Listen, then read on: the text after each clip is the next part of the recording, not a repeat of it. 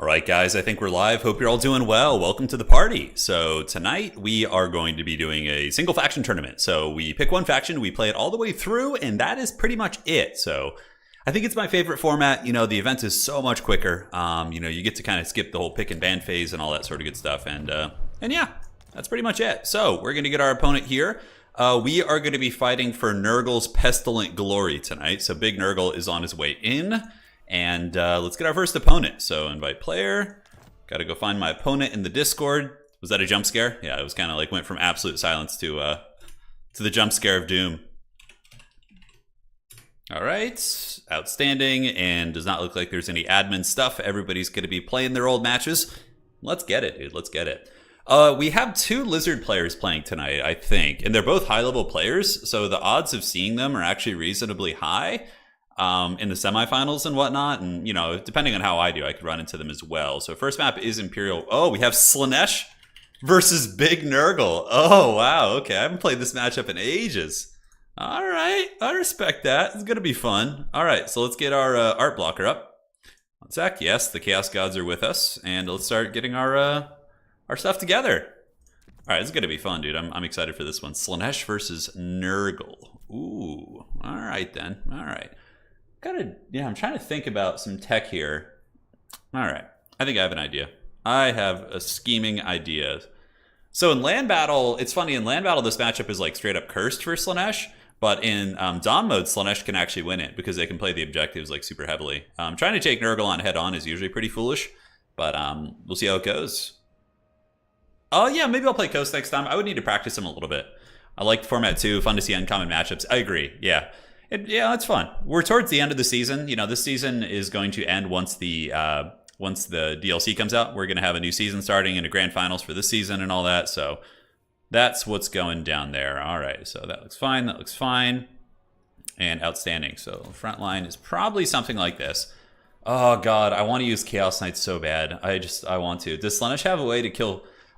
Usually you can use the Marauder Horseman and the Soul Grinder can do it, but it's not like usually the angle you want to take. Usually you want to just like bounce between the objectives and be a bit of a troll is what I would usually suggest. But yeah, we'll see what my opponent decides to do here. All right, so we got you, and we can get that, and we can cut you down and get that.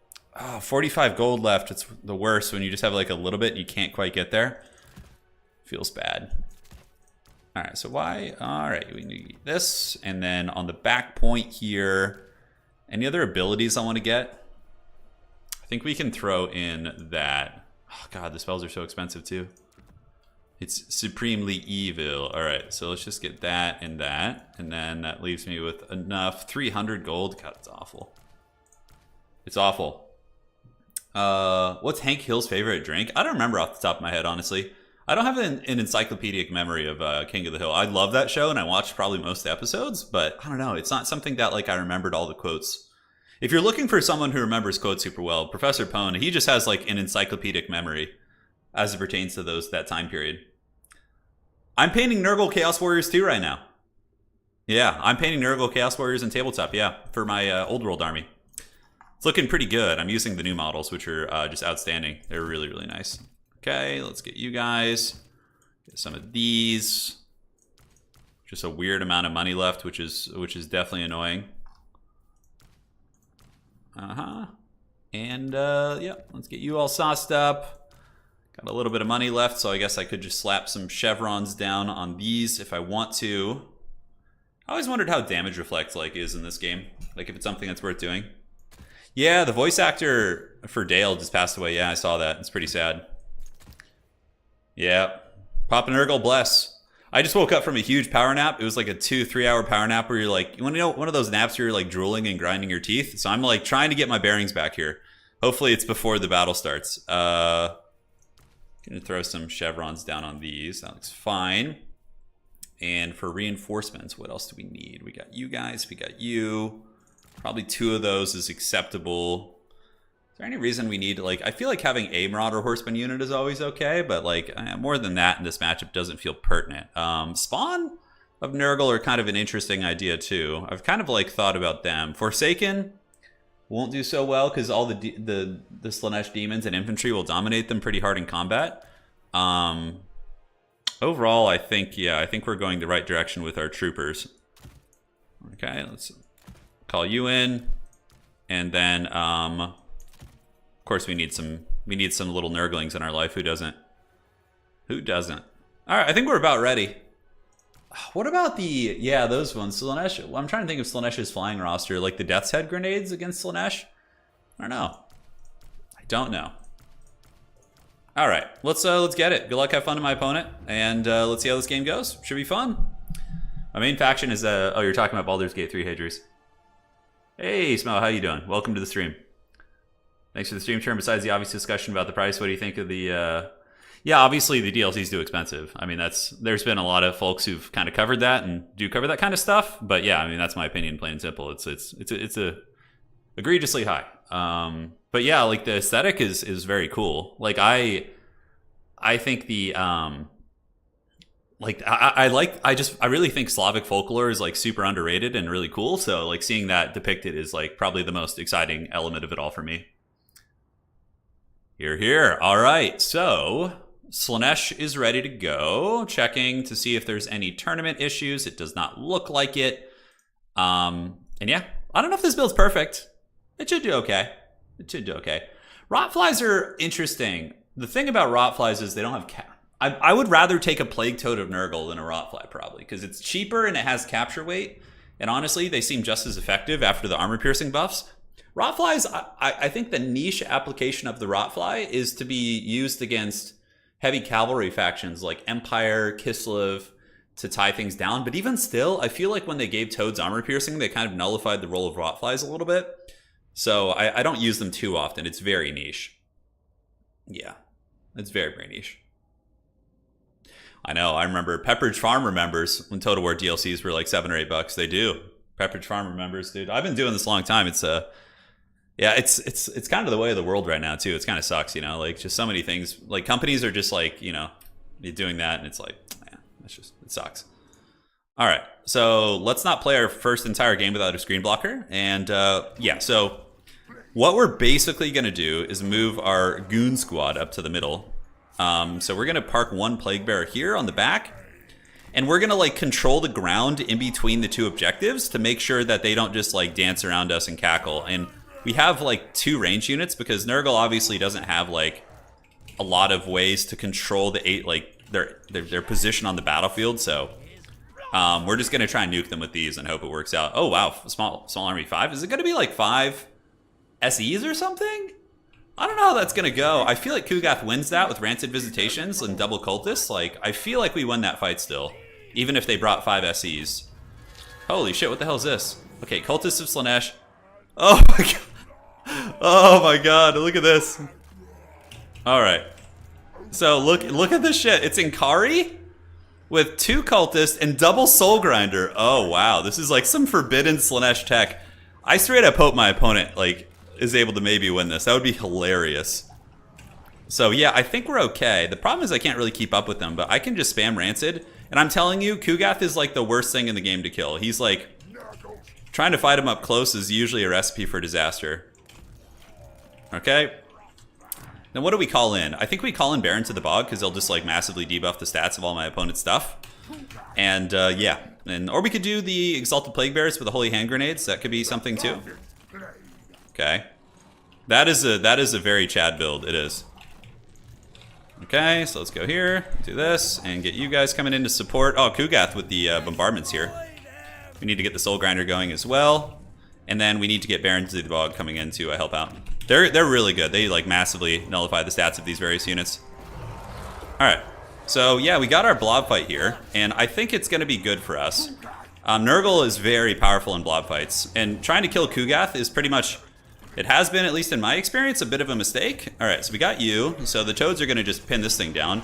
And then Kugath just raid bosses this shit. So let's do this. Get you Cultists to go here.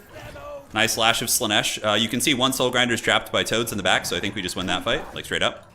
And then we get a Marauder Horseman after this. Yeah, we got those guys on the objective, looking great. Yeah, I'm feeling extremely confident. Though Kugath is taking a bit of a pounding, it's nothing that Big Papa Nurgle isn't going to help his boy figure out. So let's get some throwing axes. Come over here. We got the Fleshy Abundance. And we just kind of keep working on that character because I can heal and they can't, right? So yeah, and that Soul Grinder is in a little bit of trouble. I think we might be able to get it to even crumble here. So let's move up, and get the Cultist moving up as well. Yeah, no, it's you know, trying to, yeah, and we already got a Soul Grinder going down. I think this game's probably over. I've tried this build that my opponent's doing. Taking Nurgle on head on is just brutal. It usually doesn't go well. You need to use your mobility and dance between the objectives with like cavalry and stuff. Losing a Soul Grinder that early is just like a recipe for disaster. And go after the other one now. Like Inkari can cycle charge, you know, all they want here, but it's not going to be good. Barons of the Bog are going to come in, debuff all their stats, and they're just going to get dragged into the filth and you know, Plague and Pestilence of Big Papa Nurgle. So next we'll just call in more Plague Bears, march them up to the middle. Alright, so one is down. Kugath wants this fight. He wants the big... He's going the distance. He's going for speed. Alright, so let's start bombarding the Devoted Marauders on the back objective here. I'm just chasing Inkari with Horsemen. Alright, Nurgle's going for it, and great. The two Cultists working on the Soul Grinder. We have the objective advantage. Could we see any sort of back pressure? I don't think so. Okay, so the Soul Grinder has run. Let's go here. Let's get the Toads to keep chasing as well. And yeah, you just keep nuking here, pull you guys down and under, and let's move you guys up. That's going to be a slicing charge. That's a really nice play, because Plague Bears are just so slow, it's hard to dodge. I might still be able to, though. We'll see. And Kari's looking like, ooh, yeah, that was some damage. All right, that was no joke. All right, move up on the point. Toads and company keep chasing, and we just kind of sit on the 2 points and just save up Winds of Magic, basically. And keep chasing here, do this. Plague Bears are coming, and it looks like they're going to start calling out some infantry. So now it's time for Big Chungus to go beat down these cultists, like hardcore. Alright, so pull back and just kind of sit between the 2 points, because they might go for like a back cap situation. So we're just going to save for the Festering Stooges. And it looks like there's going to be a Demonette summon, so that's not bad. Alright, so let's bombard the infantry. Keep you guys here, just to kind of harass a little bit. Keep the Baron to the Bog nearby, and the 2 cultists are just going to kind of prevent like weird angling on this. Alright, go Horsemen. And we almost have enough for the Festering Stooges. Looks like a Demonette summon. Alright. Demonette's here. Let's get back. So both Demonette summons were used. Barons of the Bog. It looks like maybe they're going for back pressure on my objective here, but we'll see how that goes. Alright, so let's do this. Let's do that. And then we just call out the Festering Stooges, the stinkiest of Nurgle's beloved. Horsemen still skirmishing, doing some good work, kind of screening those guys out. And one cultist just got absolutely clapped by Kugath. And we can hopefully just force that thing back while our cultists go up and do battle here. Alright, let's pull these guys back. I definitely screwed up here. A little bit of lapse in micro, and my horsemen do pay the price. And these Demonettes are, yeah, they're coming for it. We need to reinforce our back objective, so let's move the Exalted Plague Bearers that way and keep bombarding here. Both of the cultists of Slaanesh are in the trash. They have fallen, and we can start doing a little bit of play for the side objective. Like, we're so far ahead. And I can probably just kill Inkari with Rancid Visitations. We're going to send the 2 cultists and be really greedy towards the back objective, actually, and see. Although he might just kite me here, so I think we just kind of chill out. All right. Let's do this, and we can start throwing bombardments here. Let's get our Soul Grinder start shooting here. It looks like Inkari is going to be going for a little bit of back harass. So let's get Baron to the Bog. And from here, we can just throw in Toads of Nurgle. They have good mass and can keep the big demons from bullying me. So plus, we have the Holy Hand Grenades on their way in, so... Alright, so you guys do this. Cultists just clear the infantry off. Plague Bears go intercept them. No problem. And yeah, Inkari's not liking this fight at all. We can take Kugath over and just get ready for Rancid Visitations also. Alright, so move up on the point. Toads are chasing. Let's pull the Baron to the Bog back. And you guys can come back and under here. I could Rancid these guys down, but I think it's worth using every Rancid Visitations on the big demons, because it's just going to basically karate chop them. This is actually a pretty cursed matchup for Slaanesh in some ways. It depends on the map. Granted, Slaanesh can win it if it's a map like a big open map, then Nurgle really gets screwed. I've actually won this matchup several times on this map against top players with Slaanesh against Nurgle, but it takes some really sweaty micro. Alright, so we're going to do this. And nope, not going to reach. It's fine. So Kugath will just throw his toilet seat action at these guys, and we'll use our bombards to pressure them a little bit. You sit here, Barons of the Bog, move you guys up, and Plague Bears just waddling to that side objective as we get some work in. I could just go for the Rancid on this guy. Probably not a bad idea. Let's just finish him. And strangely enough, yeah, it's coming in to fight me, so it's going to get wrecked here pretty badly, especially with the Holy Hand Grenades. Rancid does a hell of a lot of damage. It's pretty insane. All right, more toads. Let's get the toads moving up, and the back objective's looking safe. Let's get a couple horsemen coming and move out of the slicing shards. And here you can see Rancid is taking down the Soul Grinder. And our Soul Grinder is just slowly killing those horsemen, which is one thing we can't like super effectively deal with. All right, Holy Hand Grenades on Inkari here, and we're going to use the healing of the gods to do this. Let's do that, and let's just do that sweet, sweet slow push now and just move up more Plague Bearers and Plague Bearers. The Soul Grinder goes down, and Holy Hand Grenades getting a little bit of work done on Inkari. Plague Bearers and company should be able to win their fights in the middle, and Inkari pulls back, so one less Soul Grinder to try. All right, cultists, let's go. And you guys move up. I don't think keeping Barons back there is a good idea. We can probably just push the back objective, but I'm trying not to give my opponent any chance to get back in the game with cautious play. So we're kind of like slow pushing here a little bit. Yeah, Nurgle cultists obviously can't do much in that regard. Demonettes of Slaanesh. Let's see if we can smash this. Use the Holy Hand Grenades. Oh wow, another Soul Grinder got called in. Holy shit. All right, let's go back here with the Toads and just use the Barons of the Bog to reinforce here. All right. So let's go. Holy Hand Grenades are on the way. Cultists are going to start pressing the back objective. And just the tide of the dead, I suppose. They're not really dead. There's demons, but you guys get the idea. And Inkari, oh my god, Inkari got slapped by those Festering Stooge Grenades. Oh my god. Brutal. All right, so now we turn. We do another Rancid on this bad boy. Let's get the Toads and do like a classic RTS round where what you do is you grab your Toads, you move past them, and then you attack order. Yeah, that was a tough one. You know, if you have that matchup, you can't take Nurgle head on. I've tried many times. I've tried that matchup. What you need to do is you need to just like play the side points. So wherever Kugath is, you alpha strike the other points with cavalry, and you get like 4 Marauder horsemen and just value trade against Nurgle and pick them apart in mobility. You can't fight them head on. So yeah, you guys saw that. You saw how that goes down. Slaanesh Soul Grinders do not have range. They're melee anti-large only. Yeah. They're melee anti-large. All right, GG, well played. Let's go to the scorecards. Updated on the brackets. Round 1. I'll show you a build I've used against Nurgle to beat them. All right, so we're gonna do this, and we're gonna do that. Report score. And yeah, these rounds are definitely quicker. So Nurgle. Where's Nurgle? There he is. He's up at the top. Slowly unlocking those Nurgle avatars.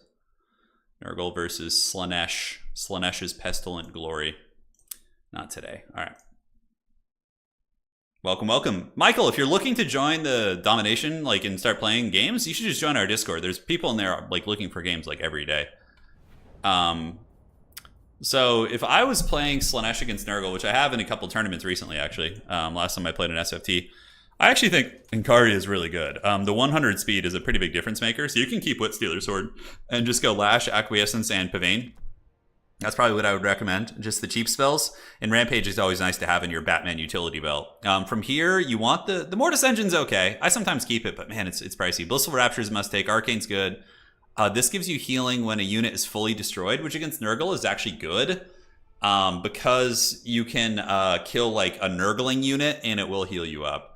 Like, honestly, like, a lot of these abilities are good. The Mortis Engine's the one you could, like, theoretically cut, but it's only 100 gold, so it's like, you know, it's kind of tricky. And then what you do is you go 4 horsemen, and it's just full harass, full poke, right? And on top of that, what you can mix in, the Soul Grinder is an interesting pick, but I think just using, like, fast cab is quite good, and, like, Seekers and stuff, because they deal with Nurgle armored infantry, and they definitely can cause quite a bit of havoc. I did like the double cultist. I think the double cultist is a good idea. Just slap those on foot, and you basically just bring them only with the Gates of Slaanesh. Yeah, just like, no, that's the pendant, and Gate of Slaanesh, yeah. So like something like this would be like the opening, and it's very like a fast hit and run build. You just go javelin those bad boys down. Yeah, I'll join. Thanks for responding. Hey, I got you, man. Come join us. Should be fun. The cultists of Slaanesh, the purpose of them is just summons, really. They just need to be in combat. The other items on them are not that good. I would just say put them on, you know.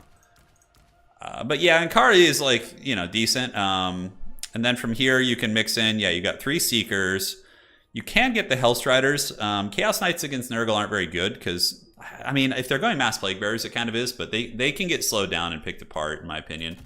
1 Fury for utility. Against Nurgle, a couple Forsaken are nice. Devoted Marauders with the sword, the whip and shield, I think are my favorite here. And then you can mix in 1 Exalted Demonette. Though, like, they're really good against Nurgle. If these things will crush, like, absolutely just crump Nurgle infantry super hard. So, like, a build like this, right?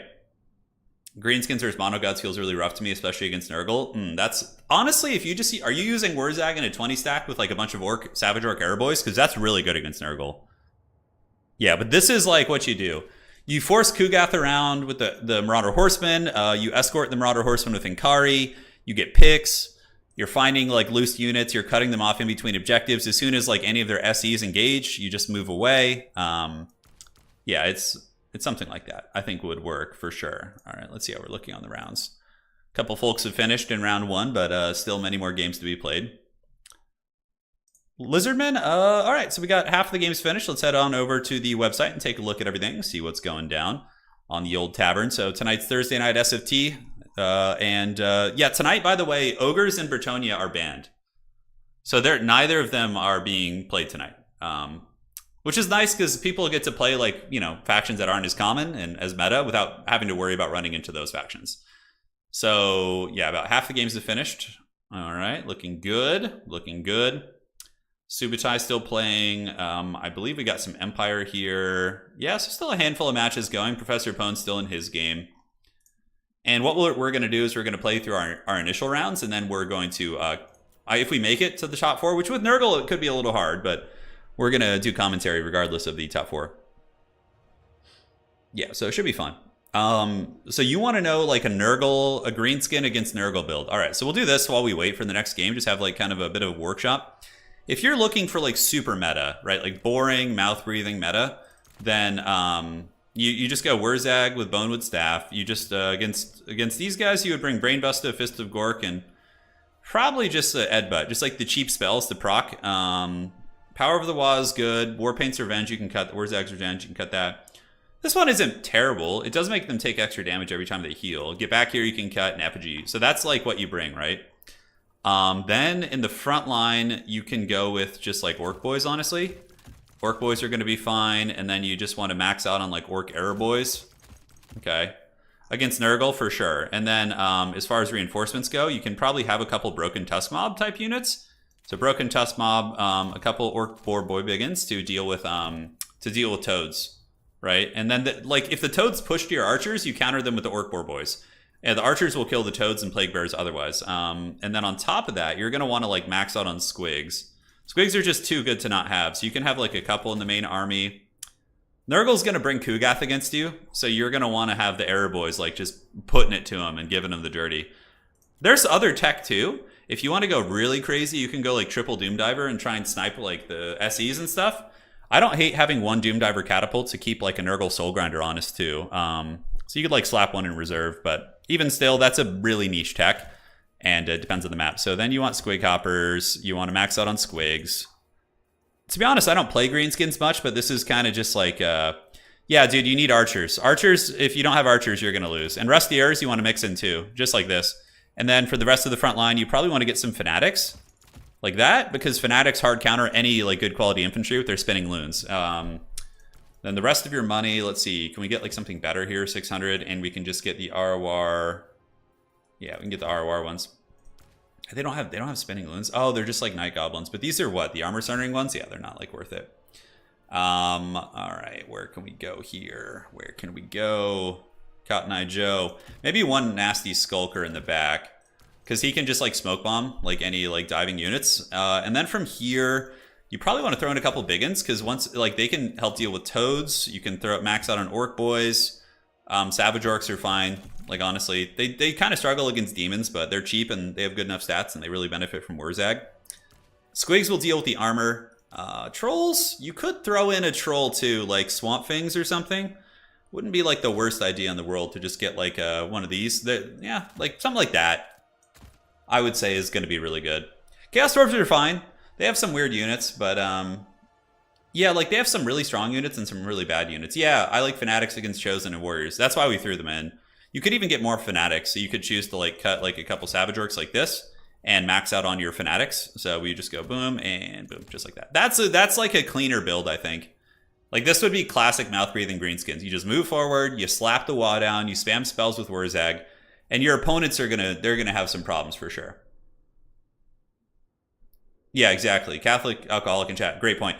So his commentary on Chaos Dwarves, not broken as ogres or Brett, but they have a few overperforming units and a lot of trash units. Exactly. That's like the Chaos Dwarf, like, in a nutshell. They have like great units and then they just have like terrible units. It's and the great units carry the terrible units. They're not like a very well balanced roster, like where everything kind of like carries a little bit of the weight. They're very much like, oh, my Sorcerer Prophet's going to carry this game and my Death Shriek Rocket. Everything else sucks, you know?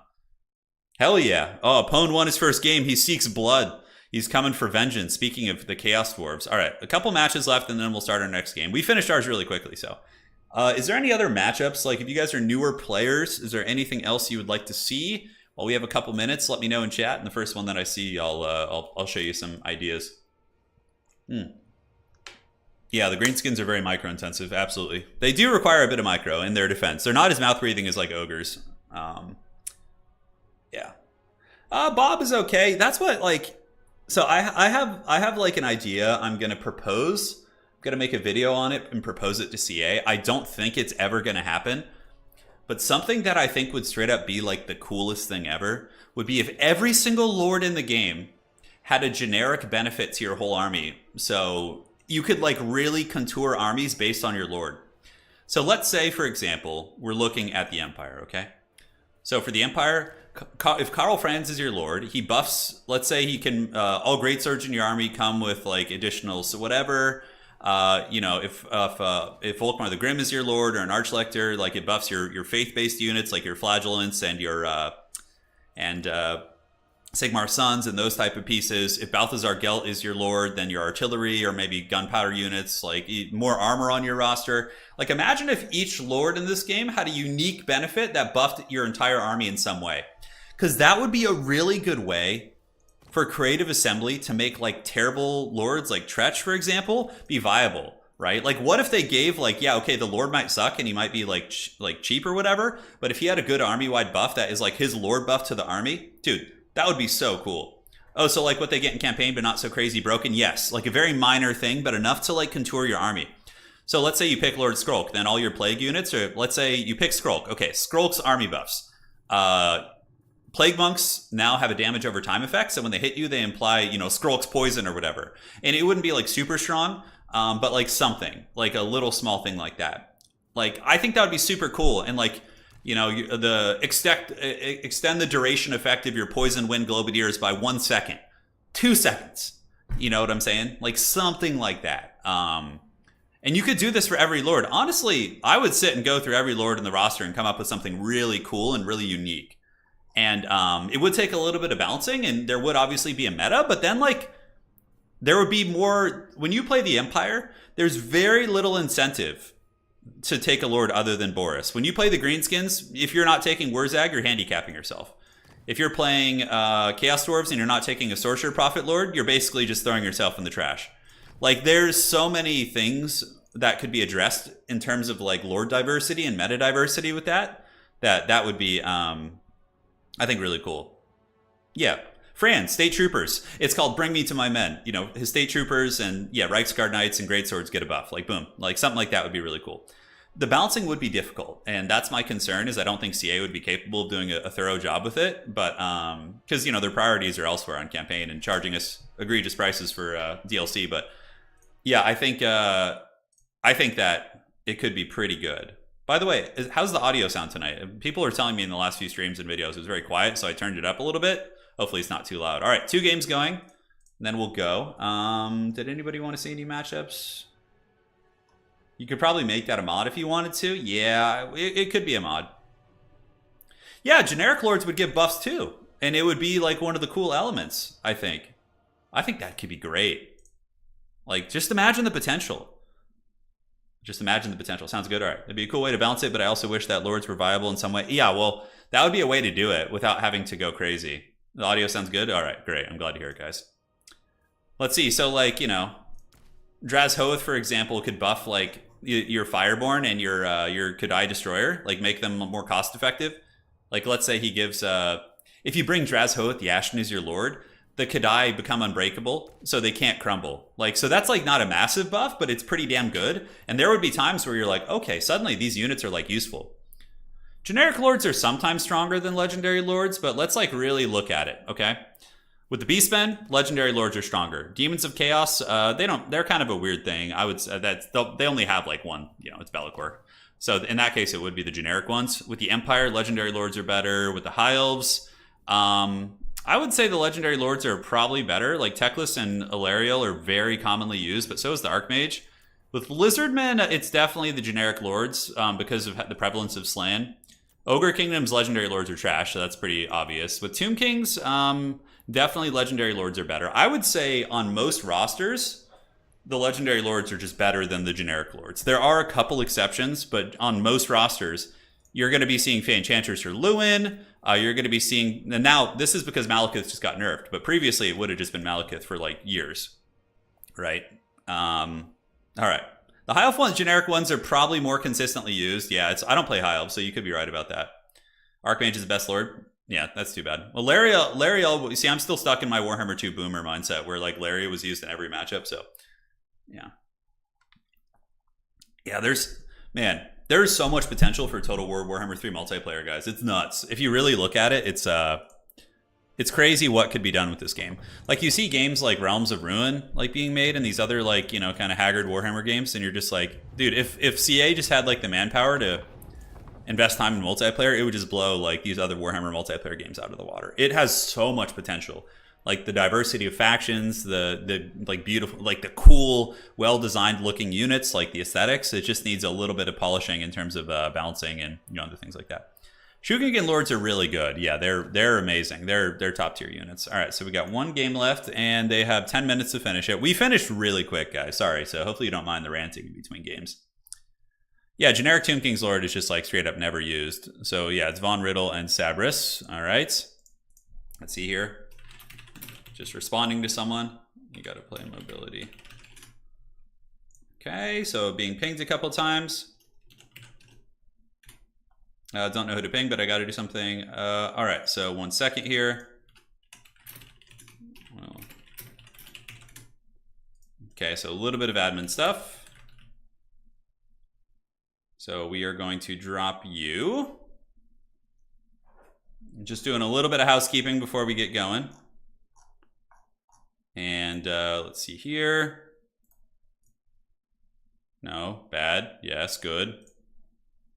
Just the caveman dude here. It's definitely nice to play in other people's events when I don't have to do the other stuff here. And then this is what's his full name? All right.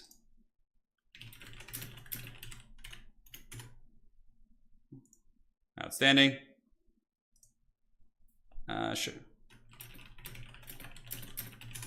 All right, so doing a couple quick drops and we should be good. And then we'll advance on to the next round as soon as the games finish.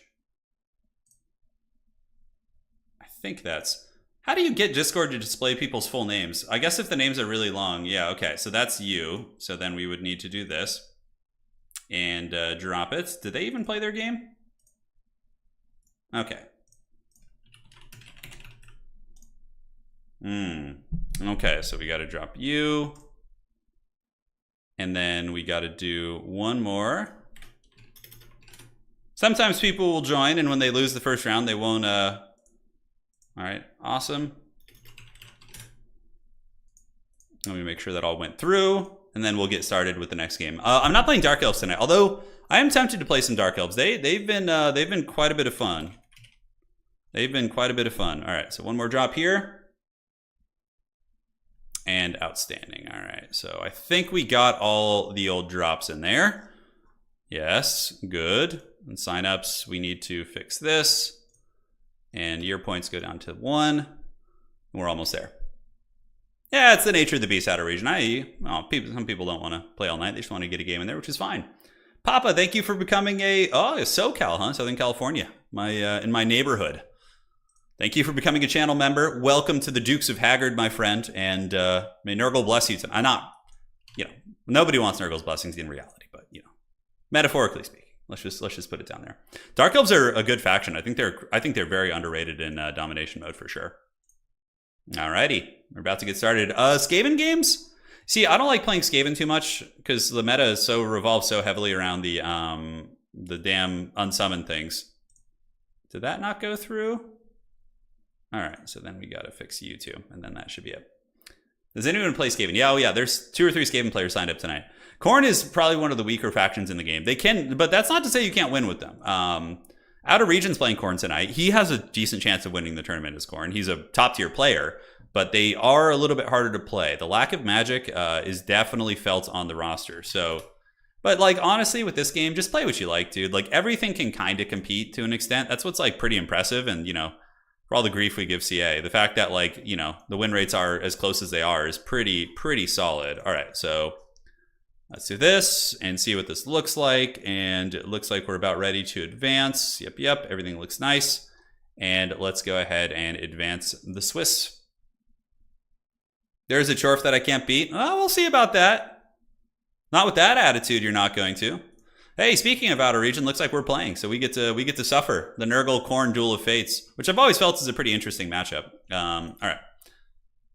So let's do this. A lot of it depends on the map.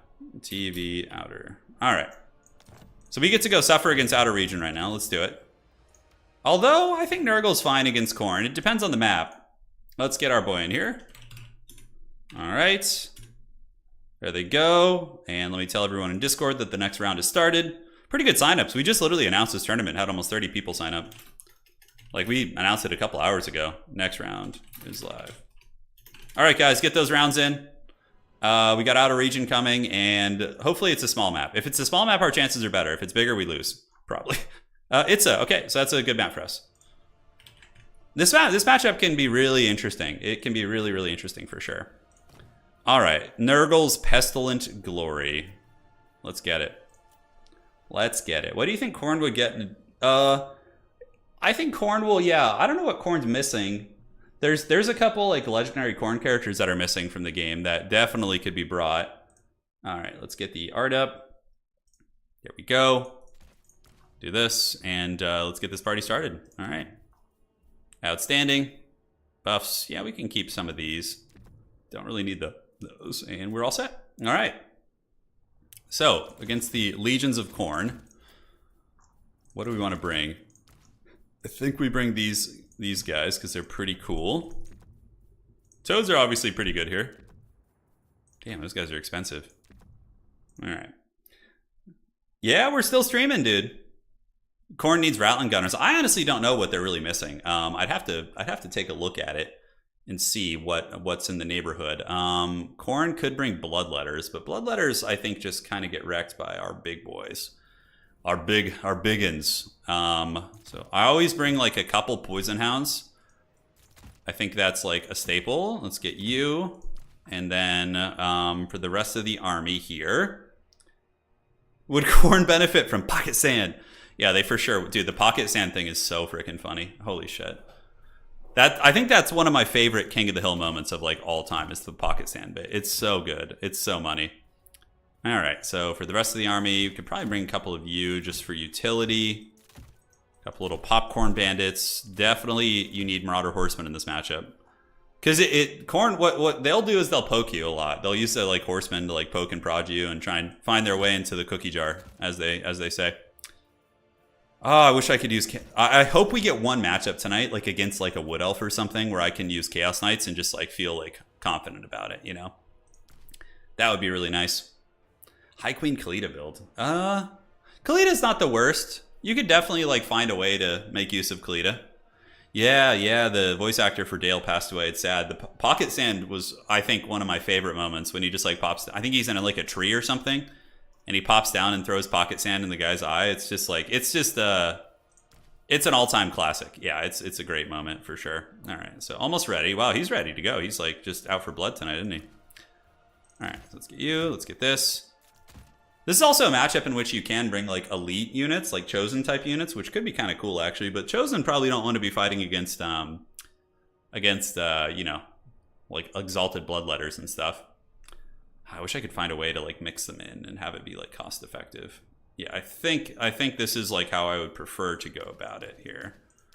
Yeah, the dual weapon warriors of Khorne are okay.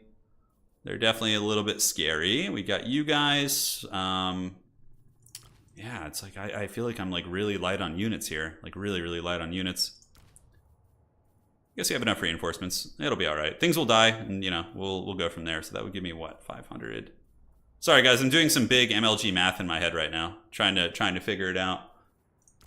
Oh, I actually have a pretty forbidden tech here that could work out. All right, let's try that out. That's gonna be fun. And then for our next disappearing act, what would we bring? Maybe cut one of these and get Chaos Warrior, great weapon. Khorne infantry, I suppose. Are they going to be that much of a problem? Bloodletters and whatnot. Could get the Demon Spew, or maybe just throw that in there. Yeah, this is an interesting take on the build, or on the matchup. Let's see how this goes. Yeah, Khorne, if they gave Khorne more physical resist, that'd be pretty sweet. Oh, Turin and math. Dude, I had nightmares about math class until I was like pretty old. Like I remember having nightmares about like math classes in high school until I was like probably in my early 20s. You know, like either forgetting to do your homework or being called up front to like show something and you just like suck at math, so it's just like embarrassing you in front of all your peers. Yeah, it's like, oh man, math was never my strong suit. That's for sure. All right, let's get it, dude. I don't know. Yeah, I feel like I'm missing a couple things here. Khorne, I guess I did. Maybe did I respect the Khorne Tours enough? That could have been the weakness of my build, is not respecting Khorne Tours. Yeah, Khorne could afford to get another like 15% magic resist, and I don't think anybody would bat an eye. I think that would be totally fine. But Khorne and Nurgle are considered to be two low tier factions, so it's going to be pretty fun to see how we duke this one out here. Plague Bearers. All right. So we got the big man. It's Kugath or bust here. Double Exalted Hero on horse, Soul Grinder to just poke, and then we got some Nurglings in the back to basically just pop in there. Outer Regions Micro is pretty insane. I mean, currently he's the #1 ranked player in the world. Granted, he is playing a weak faction. So am I, though. So, you know, we'll see. We'll see how this goes. We'll see. All right, so yeah, Khorne Tours. Let's see. What do I have in reserve against them?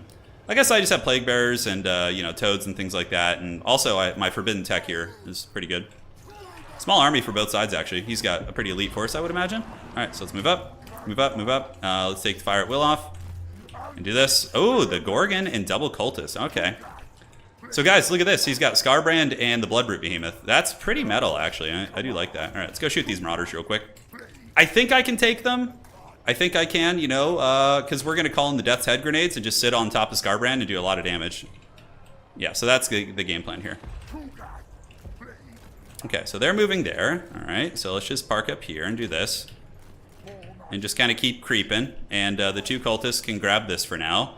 We could call the Exalted Plague Bearer out to get the Holy Hand Grenades. Okay, we need to pull back here. Obviously, he wants some of that. And there will be good quality infantry coming in at some point. So we just need to be ready for that when that time does come. All right, so let's get these infantry up to the middle first. Their Holy Hand Grenades will really be good here. And we need to keep the cultists together. Khorne is not summoning anything yet, so it's making me a little bit suspicious. So let's get you, put you here, and just kind of park you right there and move between the two objectives. And we just play the low ground, basically, is how this goes down. The two cultists are chilling. I could throw things at Scarbrand. Let's actually just take a wild throw at Scarbrand, see if we can hit him. The odds are not great that we hit him, but we're going to try it. Okay, so Plague Bearers are on their way, just very, very slow. And now we see Minotaurs of Khorne coming out. No problem. Did we hit him? No, it looks like we didn't. So he's juking, obviously. So we just chill out for now. Let's throw a little bit of bombardment at Homeboy here, and Nurglings are just going to sit on the outside objective. Kugath and company are going to keep moving. We need to keep the Soul Grinder together, because that gives us a lot of stopping power. So I think we get this objective initially. That thing is very frightening, though. We definitely need to get our big flyer out. Okay, so we have good capture weight. Nurglings are going to hold on to the side point. Is there any infantry coming up here? Not really. So let's start. We could just take some pot shots at these guys at close range. Do this. And Kugath needs to move up as well. Hey, that actually wasn't bad damage. That was pretty respectable. All right, so the cultists have made their way in. Let's get you going this way. And just kind of keep following them about and screen. Yes, good, good. Scarbrand needs to get the grenades, and we can go in, fight him a little bit. Do this and this, do this, and have you go here. All right, so Scarbrand got a little bit crazy here, and he's getting absolutely smashed. Holy shit. So we need to just slap him with some debuffs here. And now we call in the Death's Head grenades and go. Yeah, so Scarbrand's not having a good time here. We can use the debuff here that we actually brought. And hopefully the Holy Hand Grenade boys will do their thing. All right, so Scarbrand's getting his butt kicked. Holy shit. Oh, and he rampaged him. Oh, no. He rampaged his own Scarbrand. Oh, that could cost him the game. Oh, my God. He's getting pounded. Oh, my God. Scarbrand's dead already. Oh, no. Oh, no. That's not how it's supposed to go. Holy shit. Yeah, I mean, mess with Nurgle and melee, get the horns, and not that Khorne has much of a choice, I suppose. All right, so let's turn around, and you guys keep grinding here. Soul Grinder gets back, and we need to get some more, I don't know, what can we get in here? Maybe just a little bit of mass to keep us from getting bullied super hard. And we just need to keep Kugath alive now, and we basically win. So let's just do that, and then Kugath can use a heal on himself. Unfortunately, he's on fire, so let's just fight here. Let's fight here. And we do have the Holy Hand Grenades. Let's go ahead and start shooting at these horsemen here and see if we can bring this beast down. All right, so Kugath's kind of getting smashed up a little bit. The horsemen are doing good damage, but we almost have this guy broken. And if we just live with Kugath, then we're just cackling all the way to the bank. So let's move with the Toads. Toads are getting soul grindered. We almost have him down, so we need to make sure to finish this guy. You know what's doing a lot of damage are these unholy grenades here. Kugath should have another heal, and side objectives looking good. Let's call in another Toad here and send them up to the high ground. We just need to get your boy Kugath away. So let's pop these slow on him and make sure we finish the Gorgon, because that thing has a lot of healing. And let's go ahead and keep going after the horsemen here. You guys pull back. You guys finish off the Gorgon. Okay, the Gorgon is fallen. And now we can just, if we can get Kugath away, we just win the game. He'll have a slight chance if Kugath dies, but otherwise I think we'll be okay. All right, so let's get you guys to go after these. And where's our Soul Grinder at? Still shooting the horsemen, should be. Let's get you guys to go in here. Come on, Kugath! Save him. Knock the cultist off. Oh, he's got 1600 HP. Fleshy Abundance is up, but I don't have the wins. Uh-oh, Kugath's going to die. Shit. Okay, that could change the dynamic of the game a little bit. But regardless, yeah, I think the big man's going to fall. But that does give Khorne much better fighting chances, for sure. As far as the high ground objective goes, what can we send over here? I think we just saved for the Barons of the Bog. Yeah, we still came out ahead there. We killed his 2 big SEs for basically the price of 1. And yeah, the Minotaurs are running back. We're up on value pretty considerably. And we still have a Soul Grinder. All right. So, you know, it worked to an extent. They were able to get the prize there. But we need to go and get our cultist and just smash his cultist now, basically. Let's go get these guys up to the high ground. We can send some, yeah, it's over. Nurgle's pestilent glory! No, that was just a super haggard brawl, dude. People need to know. You just can't. Fighting Nurgle head up is so hard, dude. It's so hard. Kugath got pounded so hard. Oh my god, him and that thing. These exalted champions on horse are great. Plus, how'd the Death's Head do? Wow, Death's Head with almost 1,000 value as well. We're speedrunning tonight, yes. All right, GG. GG, bro. Scarbrand got 2 crunk. Yeah, the Scarbrand rampage into my like SE squad was not good. It was not good. All right. So let's refresh that. That was definitely a misplay. It happens to the best of us though, for sure. I've lost that matchup as Nurgle several times, but yeah, that was on Itza. That's a good map for us, and yeah, I was surprised he didn't play the outside objectives, like go snipe my Nurglings with like some hounds and things like that. Yeah, yeah, man, the Nurgle MD debuff. The way we killed Scarbrand quickly was using the Nurgle melee defense debuff from Coog. It's minus 40, so that was able to kill him pretty quick. All right, so let's do that. Nurgle's on a mission, baby. Outer region with Khorne. I think he was Khorne. We got to keep Khorne in the pits. We don't want Nurgle to be the worst mono god faction, so we gotta do that. So what the big recipe for success was is the exalted hero characters are crazy good duelists. These guys are nuts. Poison, really good stats. And then the debuff here, it's the, this is what happened. He got minus 40 melee defense from Virulent Contagion. So Scarbrand went from probably like to almost 0. So he was basically, had the minimum chance to not get hit.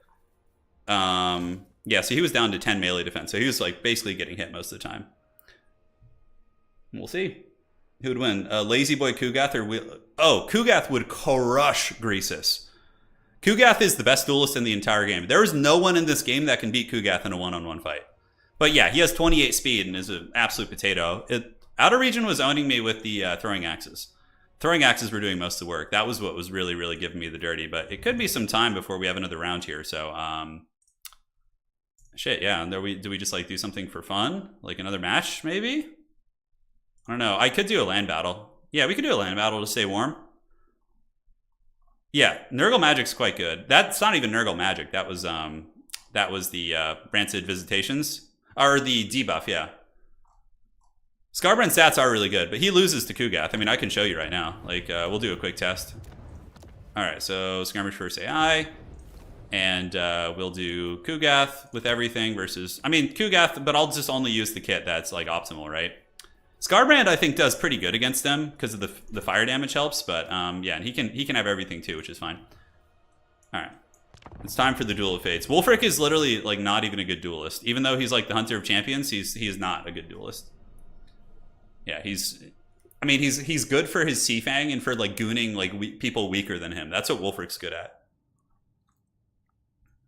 Yeah.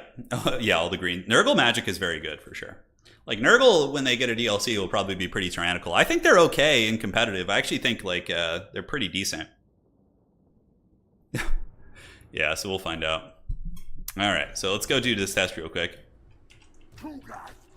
Pretty sure Kugath wins this, unless, like, some weird Twilight Zone shit happens, right? Alright, so let's pop this. Debuff him. Plague Father's Oration. Let's get it. Alright, the Duel of Fates is on. You can see Scarbrand's HP pool is a big difference. Like, Kugath's like 88 melee defense right now and just like has so much more HP. And on top of that, we have healing and magic. That's pretty good. All right, so the fight continues. Scarbrand is doing his thing. I think the AI already pumped a couple of its good abilities, so now it's going to calm down a little bit. So what we can do is cast a Rancid on him. Yeah, so that's going to do fat damage. Rancid Visitations is actually really strong. So that does its thing. We pop this, and then what we do is we just use a heal on ourselves. Wrathful Reaper is pretty terrifying, though. That puts him up to 1,000 weapon strength. But even still, look at that. Kugath is almost back to full. Like, the healing is just nuts. And then this is what we did him in with last game, was the Virulent Contagion. So that puts his melee defense down to 10 and spreads. And that's like, you know, of course I'm using magic and Khorne isn't, but this is what would normally happen in a dueling situation in like a competitive game as well. Like, yeah. Kugath is just insane. In land battle, he's really overpowered, actually. Like, really broken. But in Dom, not so much, because you can avoid him. Yeah, so. You can see how one-sided that is. There's nobody that can really take on Kugath head-on. I mean, Kolek gets smashed. Scarbrand is, like, one of the... I know. He's brutal, dude. He's brutal. You might even be able to win without using the spells. It would be harder, though, for sure. It would be a lot harder. All right, so let's do this. Looks like we got some time. Yeah, we're going to have a fair amount of time. If somebody wants to play a land battle real quick, I have a lobby. T land battle. Because we're going to literally have... We're just going to be sitting here for like half an hour otherwise. Hey, Allied, how you doing, man? We're going to do a land battle, though, because it's quicker. A Dom game could like stretch out and run me over the time. So I am just going to be playing Vampire Coast. Let's do a little Galbaraz is always fun, and there we go. All right, anybody's welcome to join. Land battle, you guys saw the lobby. Come have some fun.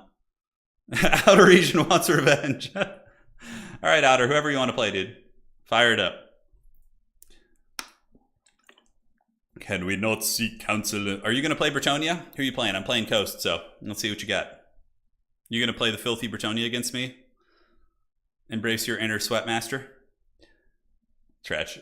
What about Manfred on a dragon? He's okay. It's not a terrible choice. Oh, the Empire. Interesting. This is an interesting matchup. I haven't played this one in a long time. All right, so let's get you. I was hoping it would be against like a melee faction, but you know, we'll take what we can. So we get this, and yeah, looking good. Cut that, and we can cut this as well. All right. So against the Empire, huh? The old Sons of Sigmar. I'm trying to remember how this matchup used to play back in the day. It's been a hot minute since I played it. But we'll scheme it. We'll figure it out. Could be the Sunmaker. It could be making it rain with the Sunmaker. For sure. Hey, welcome to the stream. Alright, so let's like start theory crafting a build here, right? Grenades are obviously going to be scary.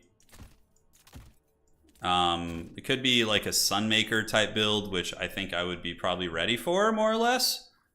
I think I would be prepared to take on the Maker of the Sun. Let's grab you. Do this and this. Okay. Looks fine. Now, what else do we want to creep in here? Bomber mobs are, of course, respectable here against Empire at clearing out state troopers, so you can always mix those bad boys in. Man, it's weird. Like, my army is, like, not that big, and I'm already, like, running out of space in the army construction. I'm like, oh, God, I'm too weak. Too freaking weak. I have 1,500 gold, and I have no space left in the army. Oh, God, what are we throwing here now? Cannons are okay against Empire, too. You can go, like, a little bit of artillery trading, but Sunmaker will usually find a place to hide and just troll you, so you need to...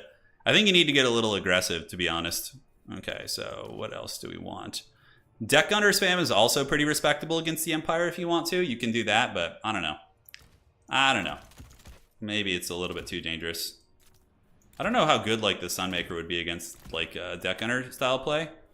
Could be something to consider. All right, so we got you. Do this, do that. And then one more unit to cut. Throw you in there. Now we just need to find a way to be a little bit more effective with our money here. Which is the crabbo amount here. I don't know if he'll be ready for the dreaded cackle fruit. Fear the cackle fruit. We're just gonna go Chevron and see what happens. Okay. That build looks pretty good to me. Looks pretty solid, I would say. Let's get it going and have some fun. Hey, what's up? We're just playing a game for fun right now. We won our previous round. We're 2-0 so far with Nurgle, and now we're just playing a land battle because we finished our match incredibly quickly. So we're just moving on to the next game here. So thank you guys for joining. What is it? Thursday night? Damn. Thursday night. All right, we're getting to the weekend, man. Hopefully you guys enjoyed the old Baldur's Gate too. I had to uninstall Baldur's Gate to like get back to like doing my like videos. I was like, I would find myself, normally I record between like 10 and 1 a.m. at night, and I was just like playing Baldur's Gate till like 2:30, and I was like, oh man, this is not good. Like, I could see how if I was like younger and I didn't have the self-control I have, this could be like a downward spiral. The gaming addiction, you know, it's like, god damn. It's so fun. The one thing I don't like, well, it's not a Baldur's Gate criticism. It's more of a criticism of like that style of game. I hate puzzles. Like, if they make me, like, try and solve a puzzle in game, my caveman brain just, like, implodes. I'm like, I don't want to wander around this room looking for a lever. No, I just don't want to. That's, like, my one unga bunga kind of element I really have going. Yeah, it's so good, though. It's so good. It's so fun. And it's so rare that you get, like, a good, complete game that isn't trying to, like, microtransaction punish you into hell and stuff, you know? Like so much with modern gaming. Okay, let's do that. God, I have so many control groups. Let's get the Houndos. Let's get the Houndos. You guys go here. You guys go here. All right, let's get it. Do it, turn. I got to level 5. I'm pretty far. I'm like towards the end of Act 1, I think. But I uninstalled it for a couple days just to focus on work and, you know. Yeah. All right, let's get it. We haven't played a Coast game in a long time. All right, what are those? Grenade launchers? Pistoliers? Oh, that's cool. All right, so we got some Pistoliers coming, and we should be able to deck gun them down, no problemo. Wagons and the Volkswagen. All right, I respect that. We got Volkmar. He's ready to go on the other side. And yeah, let's just sit on the Volkswagen here. Let's get some of these deck gunners to start shooting at the Pistoliers. Keep the Fellbats nearby to protect them. Pull the dogs, and pull the dogs in and in. What the hell was that? What just shot me? Are those mortar wagons? Holy shit! They're mortar wagons! And they did damage. Alright, so we need to move up on those things. Oh my god.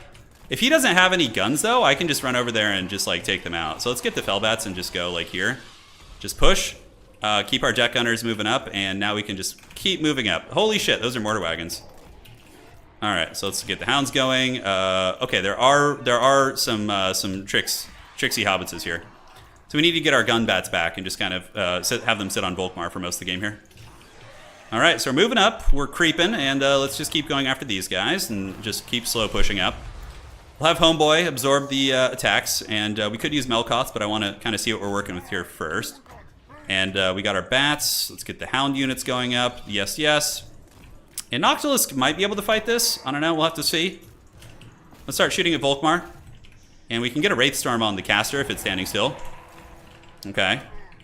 So now Volkmar is going to get pounded pretty good by that firepower. Let's pull the bats back. You can see he's already down to a pretty low amount of HP. And we just kind of cruise in. Cruising for a bruising, man. Drop a Roth's Moondial on these huntsmen here. And get in and fight. And yeah, let's have a party. All right, so let's get the gun bats to come up. Noctilus goes here. You guys go here, and you guys go here. Bats can go chase, and we need to get our gun bats up. You guys up, hounds around the back. And we got the Roth's Moondial on these guys, which is excellent. And the deck gunners can start shooting at the big man here. So we're going to just try and pop him down if we can and see what we can get done here. These bats can just go attack those, and these bats on the other side can go here. And let's loop around and punish those if possible. All right, so we got Volkmar the Grim being targeted by quite a bit of shooting now. The deck gunners should be unleashing on him, but they're obstructed, which is not good. Let's pull the animated Hulks back, have you guys engage here. You guys doing your thing, and the gun bats can go after Volkmar as well, which could be a bit of a mistake. We'll have to see. Bats and dogs, some of them getting haunted by burning heads. All right, interesting. So, yeah, Volkmar is now in the open, so he's going to get it a little bit. So let's move you back, and we can pop an invo to keep these things alive. Volkmar the Grim taking a hell of a lot of damage. If we could just snipe the Lord, which, you know, was how we did well last game, it could be good for us. We'll have to see. All right, so doggos are here. Let's go chase these archers down. Volkmar getting popped, and let's get our deck gunners and just switch on to... do we stay on Volkmar? We might be able to just straight up get him. We'll have to see. He's very, very low at this point. Let's get onto these, and cool. Got a couple doggos here. Let's loop them around the back, and Volkmar the Grim is taking a hell of a lot of damage. Let's go after these overextending state troopers, and now we can just switch on to the wagons. So let's switch wagons. And it looks like I did lose one of my deck gunners there, and that's unfortunate. All right. So the doggos in company, causing a lot of disruption to the back. Noctilus, we can just use Melkoth to kind of slowly clean things down. And the deck gunners are still chasing your boy. So they're going to try and finish off Volkmar, which could be a bit of a big mistake. Let's pull them back. And yeah, I think I threw the game. I think I threw it. Let my deck gunners get in range of his archers, which shouldn't have happened. We are up in value, but it doesn't feel like it means a whole lot here. All right, so if we can save these deck gunners, maybe we're going to be in okay shape. Let's get the bomber mobs to come back. Do this. Get you to come here. We have the dogs just causing massive havoc. I mean, Noctilus is in good shape too. These deck gunners need to get back. If we can keep them alive, maybe we're okay. Maybe. We still have Homeboy here. Let's do a little scab spray thing. All right, scab spray time. And bomber bats, let's take him down. Ugh, our guys are getting caught by those damn archers. That's going to lose us the game. The deck gunners are needed to win. And let's have you guys just take down these units. Noctilus is still chasing, so let's use the Melkoths here. Maybe we can keep one of these guys alive. We'll have to see. If we can get them together for an invo in a couple seconds, that would just be money.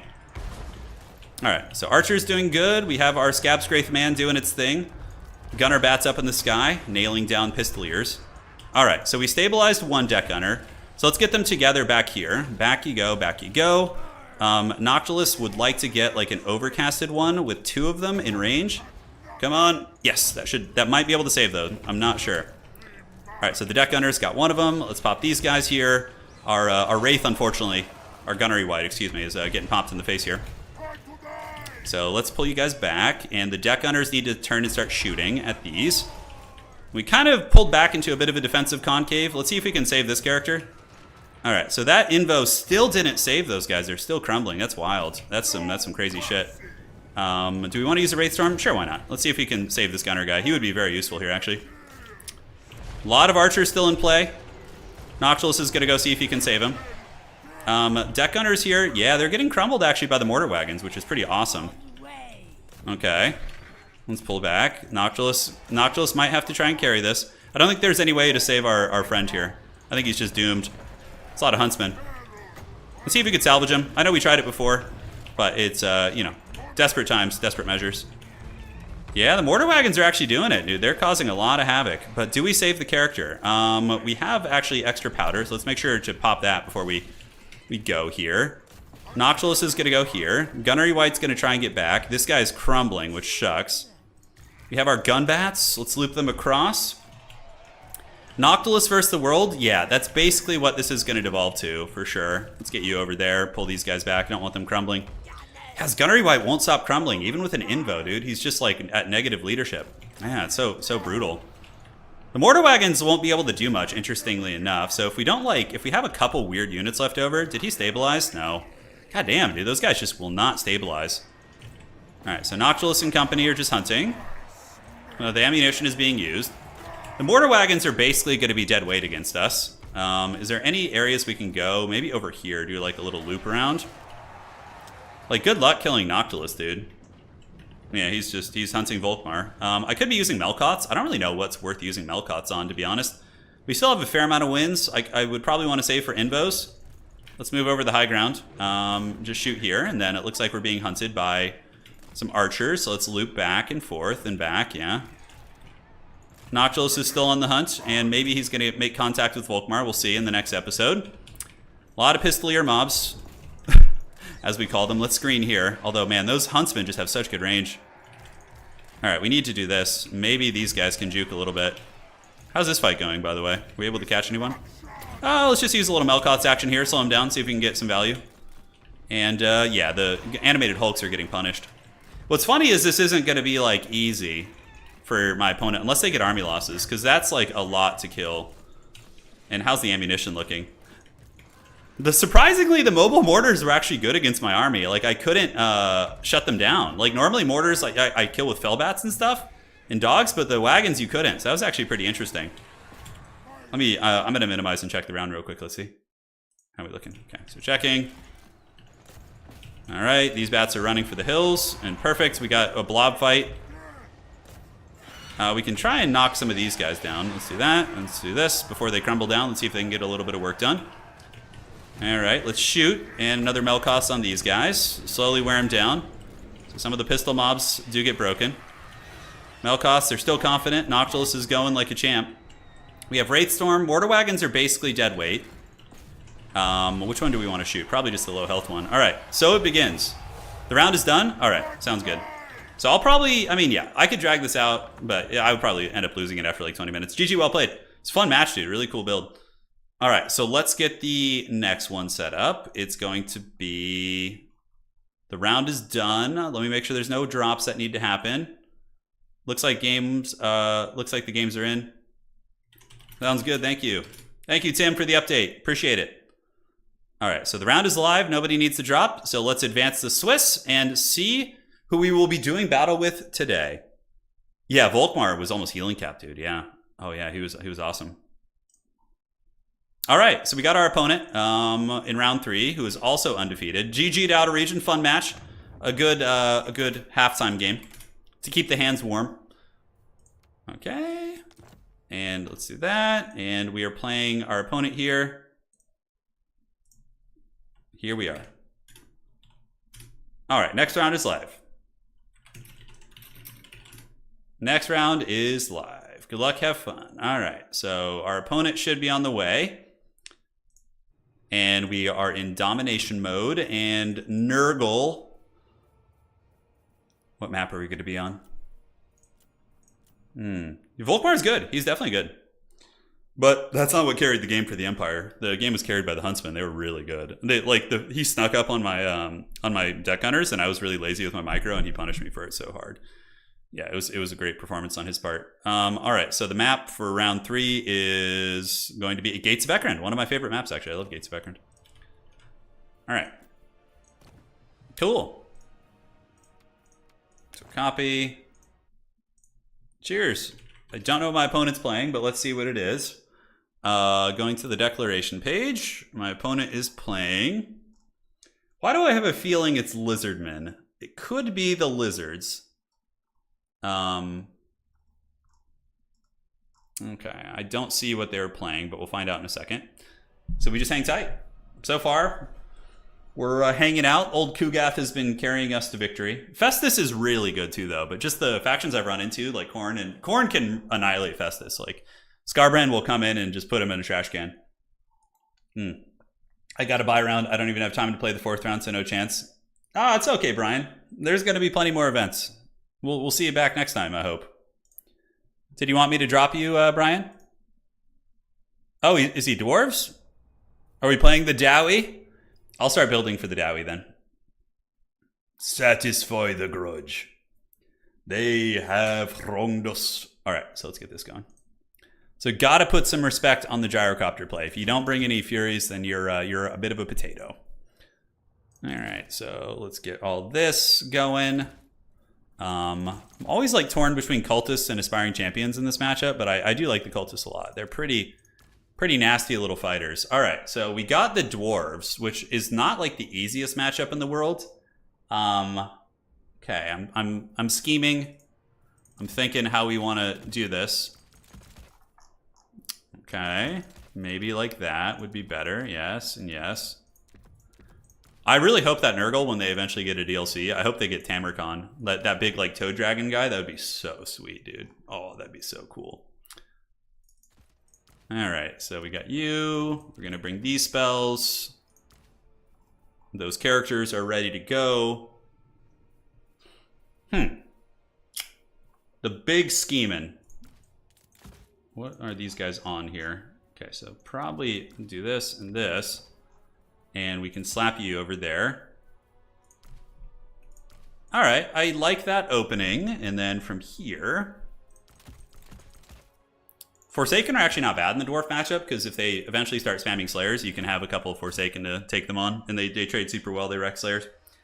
Vampire Coast takes a lot of micro, yeah, and positioning. It's not easy to play. That's partially why they're not super popular. But if you're someone who practices Vampire Coast a lot, I still think you can win games for sure. It just it requires a bit of practice. You know, you gotta put time in with them. They're not just a faction that you can pick up and play easily, in my opinion. So, okay, so we need to throw one of you in. How can we find some money here? All right, 500 gold. Nurglings are okay against dwarves just for like capture weight. Yeah, Benjamin, I'm sure you've already answered this, but yeah, I mean, I don't think anybody's a fan of the new price, DLC price. Like that's not going to be a popular decision for like anyone except the shareholders, you know? Yeah, so we talked about it in the beginning of the stream a little bit, but you know, yeah, it's unfortunate.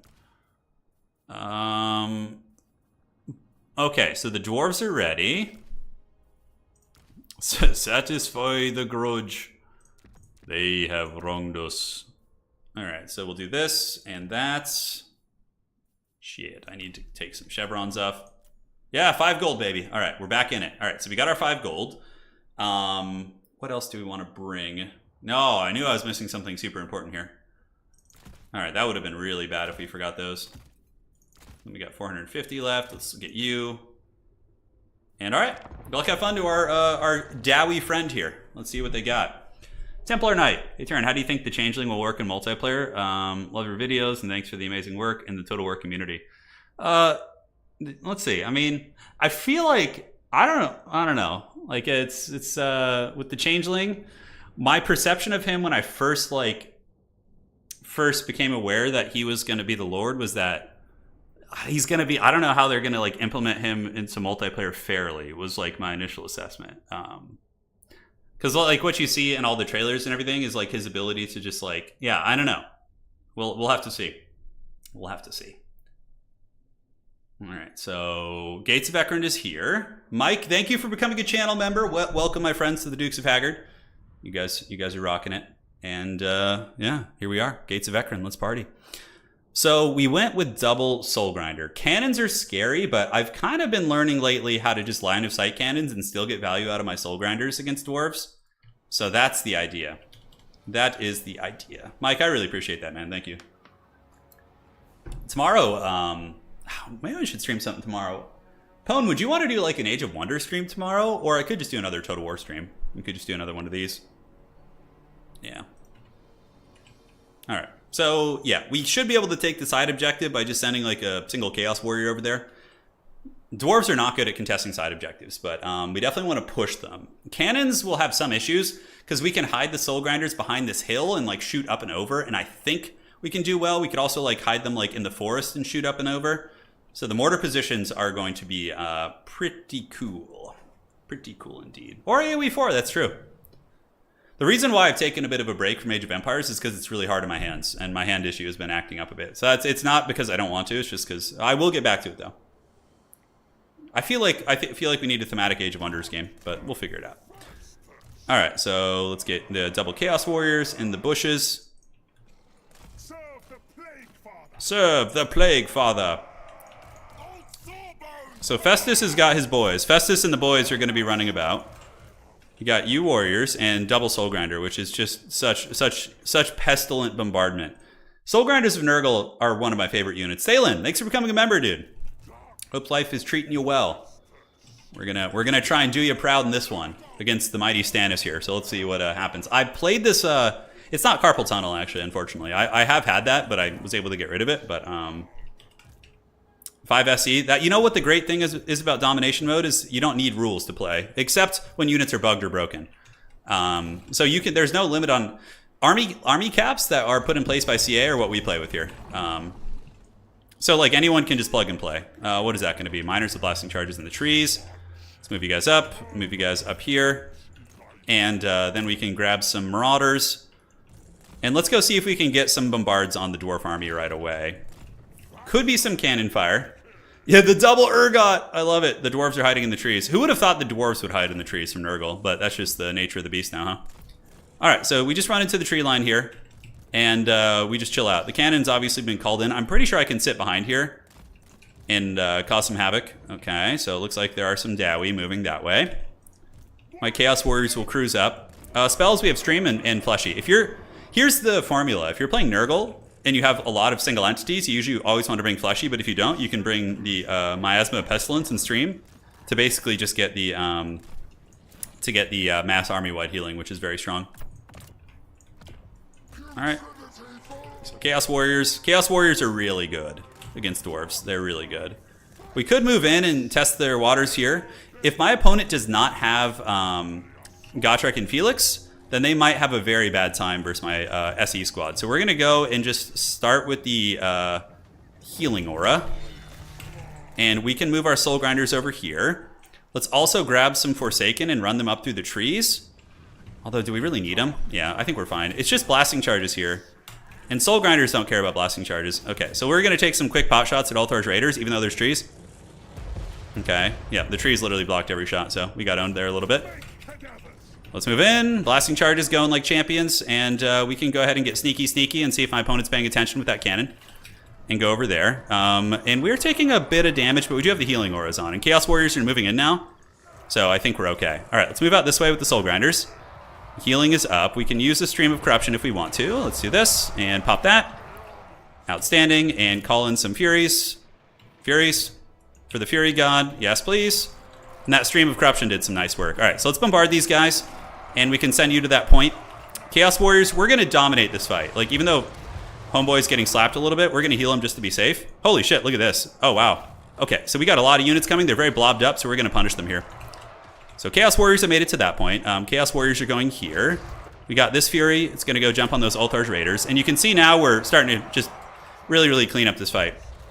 Oh, that blob's going to just get punished by these Soul Grinders. Oh, and now we got Furies. He didn't see him, I don't think. I don't think he saw him. Yeah, those are Quarlers there, so we should be able to shut that down. All right. Yeah, this is starting to feel like many a dwarf game I played against, as Nurgle against dwarves, for sure. All right, so let's do this, and we can take the side objective with some Toads and Chaos Warriors, like pretty easily, I would say. Let's switch to the Mortis Engine for now, and it looks like they're coming for our home point here, which is not going to be easy for them to take. They do have Gotrek and Felix, who need to be helping out against my characters. Otherwise, it's going to be bad. The cannon shut down too, so that frees up my Soul Grinders pretty hard. And yeah, now we just like blast into these guys 100%. We're going to need some reinforcements on the home objective, so let's get some Marauders with great weapons and keep the Soul Grinders shooting. I don't know why they're getting point blank, but let's see if they can shoot that way. Nope, looks like they're having some issues. Let's pull back, and in the woods, looking good. Yeah, chasing down a lot of loose units. Looks like some of the dudes were called in. Let's get these Chaos Warriors getting ready to party, and we need to get like our characters more active here. So the side objective should go to us, and yeah, a lot of good value trading for us, for sure. And let's get our characters and move this way. We need to get our character squad onto the objective to help out. Chaos Warriors should have a pretty nice fight here. So let's move you here. Let's move you here. And just keep the Marauders with great weapons coming. We're going to lose this point for a moment, but we should be able to get it back pretty quick, I think. All right, Festus, let's go. They're very blobbed here, so we need to get slightly closer. Let's pull these Furies back, and Toads are on that side point, so now we're going to get control of that. Let's get you guys back. And once our characters get there, we win this with Mortis like super hard, right? So you go here, you go down this way. Big Daddy Festus is going to just drop a Stream of Corruption here. And we just nuke here, hopefully. Oh, that AoE damage. Oh, it's so good and tasty. All right, so what do we have coming in? Looks like a couple Quarrelers, but we can try and nuke here. Let's get our character squad moving in. Fury's still doing their thing. We can move up with you and chase down these archers. Side point should go to us shortly. I don't think there's going to be too much of a contest there. We are triple capped now, which is a little bit scary, but I think we're going to just dominate the trading so hard that we won't have too much to worry about. So let's get in there. Fury's descending from the heavens, and this objective's starting to flip for us. You can see the damage is adding up. We're going to keep the Mortis engine on. I think that's going to be the play. So let's get the Great Weapon Boys moving. Toad's on the way up. Good, good. Anakin. Slayers? Yeah, Dragonback Slayers are for sure a good target. And let's go ahead and slow them down. Let's make it take a little bit of sweet time. And now the objective's going to start flipping back to us, so we'll just fight here for now. And side point, we got some Blasting Charge Boys. They won't be able to do anything against Chaos Warriors, so I'm not too worried about that. So let's move our Warriors over there. Threaten that point a little bit. Toad's moving on in, and now we need to find Felix and go after him. Felix is in there somewhere. Festus, go to Healing Elixirs, and more Toads. If I lose Festus, that could be a game throw for sure. So I need to make sure that doesn't happen. So the two Exalted Heroes need to go after him, and we save up for a Fleshy Abundance. Yeah, perfect. All right, so let's go there. Go here. This objective is flipping. We just need to get the Dwarf units off, which is, not an easy thing to do. But we're getting there. Chaos Warriors, and Felix is trapped up, and it looks like Grombrindle is starting to run out of steam. So let's move these guys away. Let's just go pound these blasting charges off real quick. Drop another heal on our boy. And the Dwarf army here is starting to fold, for sure. The Toads should turn the capture weight for us, I think. Okay, let's go after Grombrindle. Keep him there. Get you guys there, pull you into the trees. Yeah, the fact that we're taking some time to get the objectives here is a little bit stressful, for sure. But I think we flip this one right now. All right, Soul Grinder can go help out here. Let's go there, and we can get some Furies to come, fly downtown, shut down any missile pieces. And yeah, we need to get him back. Grombrindle needs to pay the price. So we need these Warriors up in the point, actually. Jesus. I don't know where the Dwarves are getting all their capture weight from here. Pretty wild. All right. So Chaos Warriors get in the biz a little bit, but let's park you guys up. And now we can just start shooting. And then I started blasting, and we do have Furies ready for the Gyrocopter there. This objective is flipped to us. Festus actually broke, believe it or not, but he should come back. It's not an issue. This objective's looking good for us here. I think we got it. Let's move back onto the point, make sure that's looking good. And we're going to plan for the longer game here. Get some Forsaken, some infantry support coming to run down. And if that Gyrocopter keeps coming, I think it's going to pay the price. All right.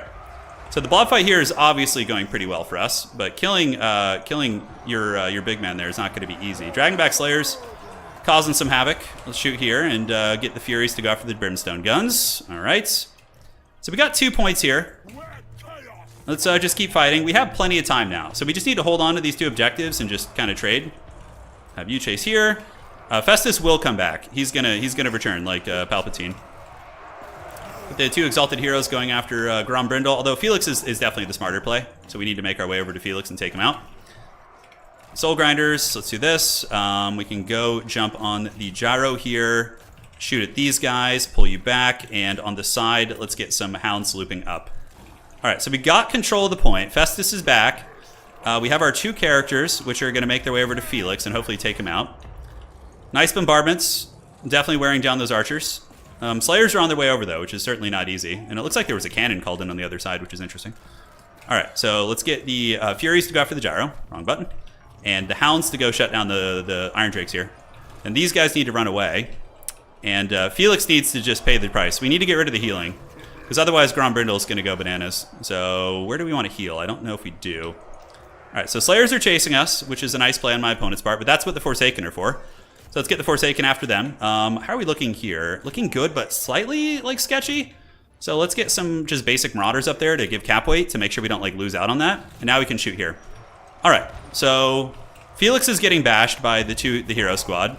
Festus is just rolling nearby with his healing elixirs to provide a little bit of love. And now we can get the Soul Grinders into melee here and get you up on the objective.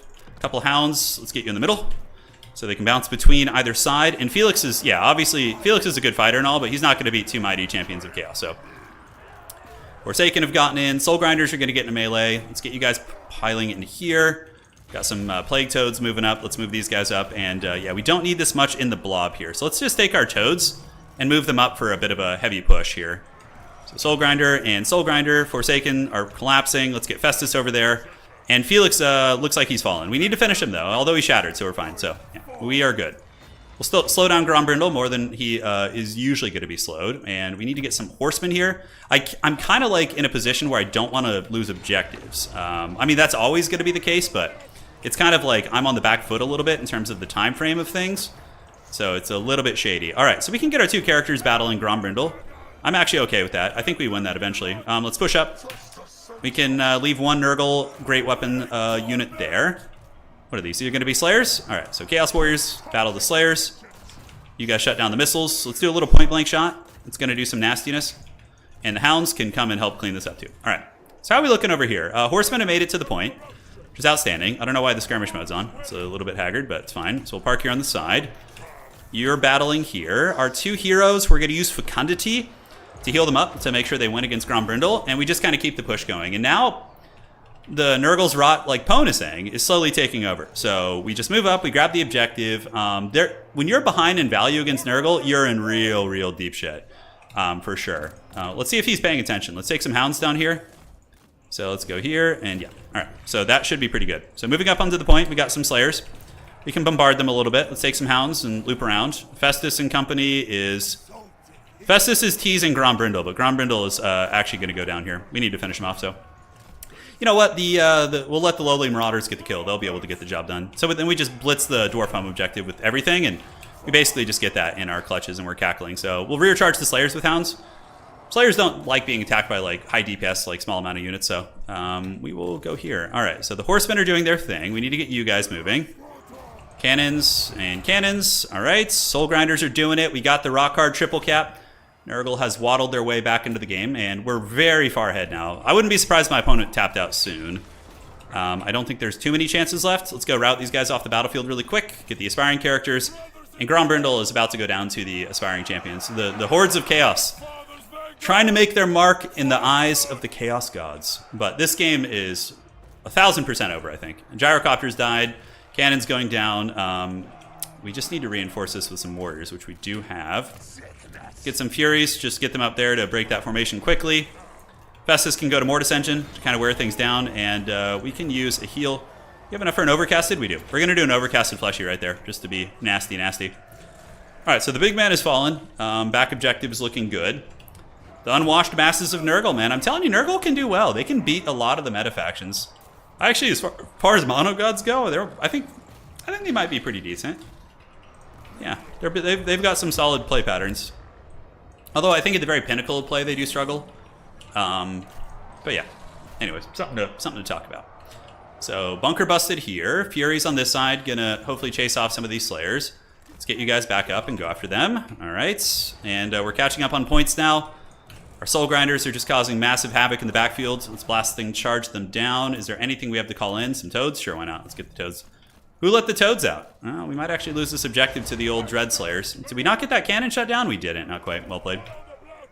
All right, so the Slayers might steal that side point, but yeah, it's basically just farming at this point. We can send some Marauders over that way. Festus, we need to go back to the healing elixirs. Soul Grinders just causing big havoc, and yeah, 14,000 value is pretty serious. Might actually be able to salvage this point if we could park these guys there. Maybe. We literally have our whole army out right now. Yeah, Nurgle Soul Grinders are, I think, the best Soul Grinder. They're really good. The utility of them for Nurgle on their roster especially is like insane. All right, so we got the characters. Let's get them over here. Take some of these Toads to go pound these guys too. And we did re-secure that objective, so they're going to lose it to the Chaos Warriors. Obviously, Slayers get annihilated by Chaos Warriors. Forsaken are a really good unit. I really like Forsaken. Let's move back here. Make sure he doesn't take that objective. The Dwarven tricks, the cunning Dowie beard tricks. Beard posting over there. We'll save up for Rot, Glorious Rot, just for fun. At this point, yeah, it's basically just a grind till the game's over. Why don't you use icons under health bars? You know, I don't have a rational reason for it. but the reason I don't is because I'm so used to this. Like, I've been playing with this UI setup since basically the dawn of time. I'm old as shit, and this game's been out a long time. So yeah. All right, let's go over there. Get those guys pushing back here.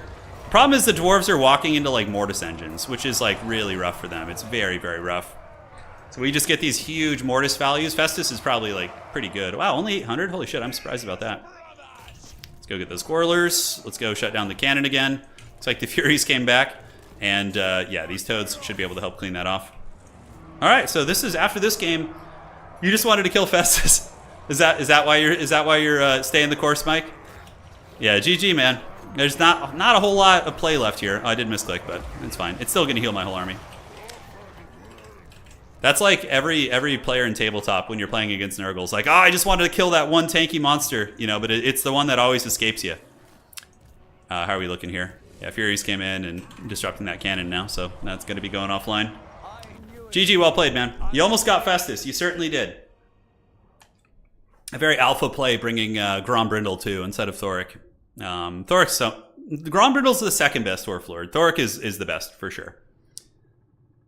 All right, yeah, Exalted Heroes are really good. They have armor piercing great weapons, like, and they can beat down Dwarven characters super easily. Like Dwarven duelists, like Thanes and shit, get bashed by Exalted Heroes of Nurgle, and you have healing, so you're always going to win that fight. Soul Grinders are great too. Oh no, am I going to meet Pone in the last round and he's going to end my glorious run? I think it could be the case. All right, let's do a little refreshing. Thanks for joining tonight, guys. We got a lot of people. Usually these late nights aren't as popping, but no, it's good to see some familiar faces here.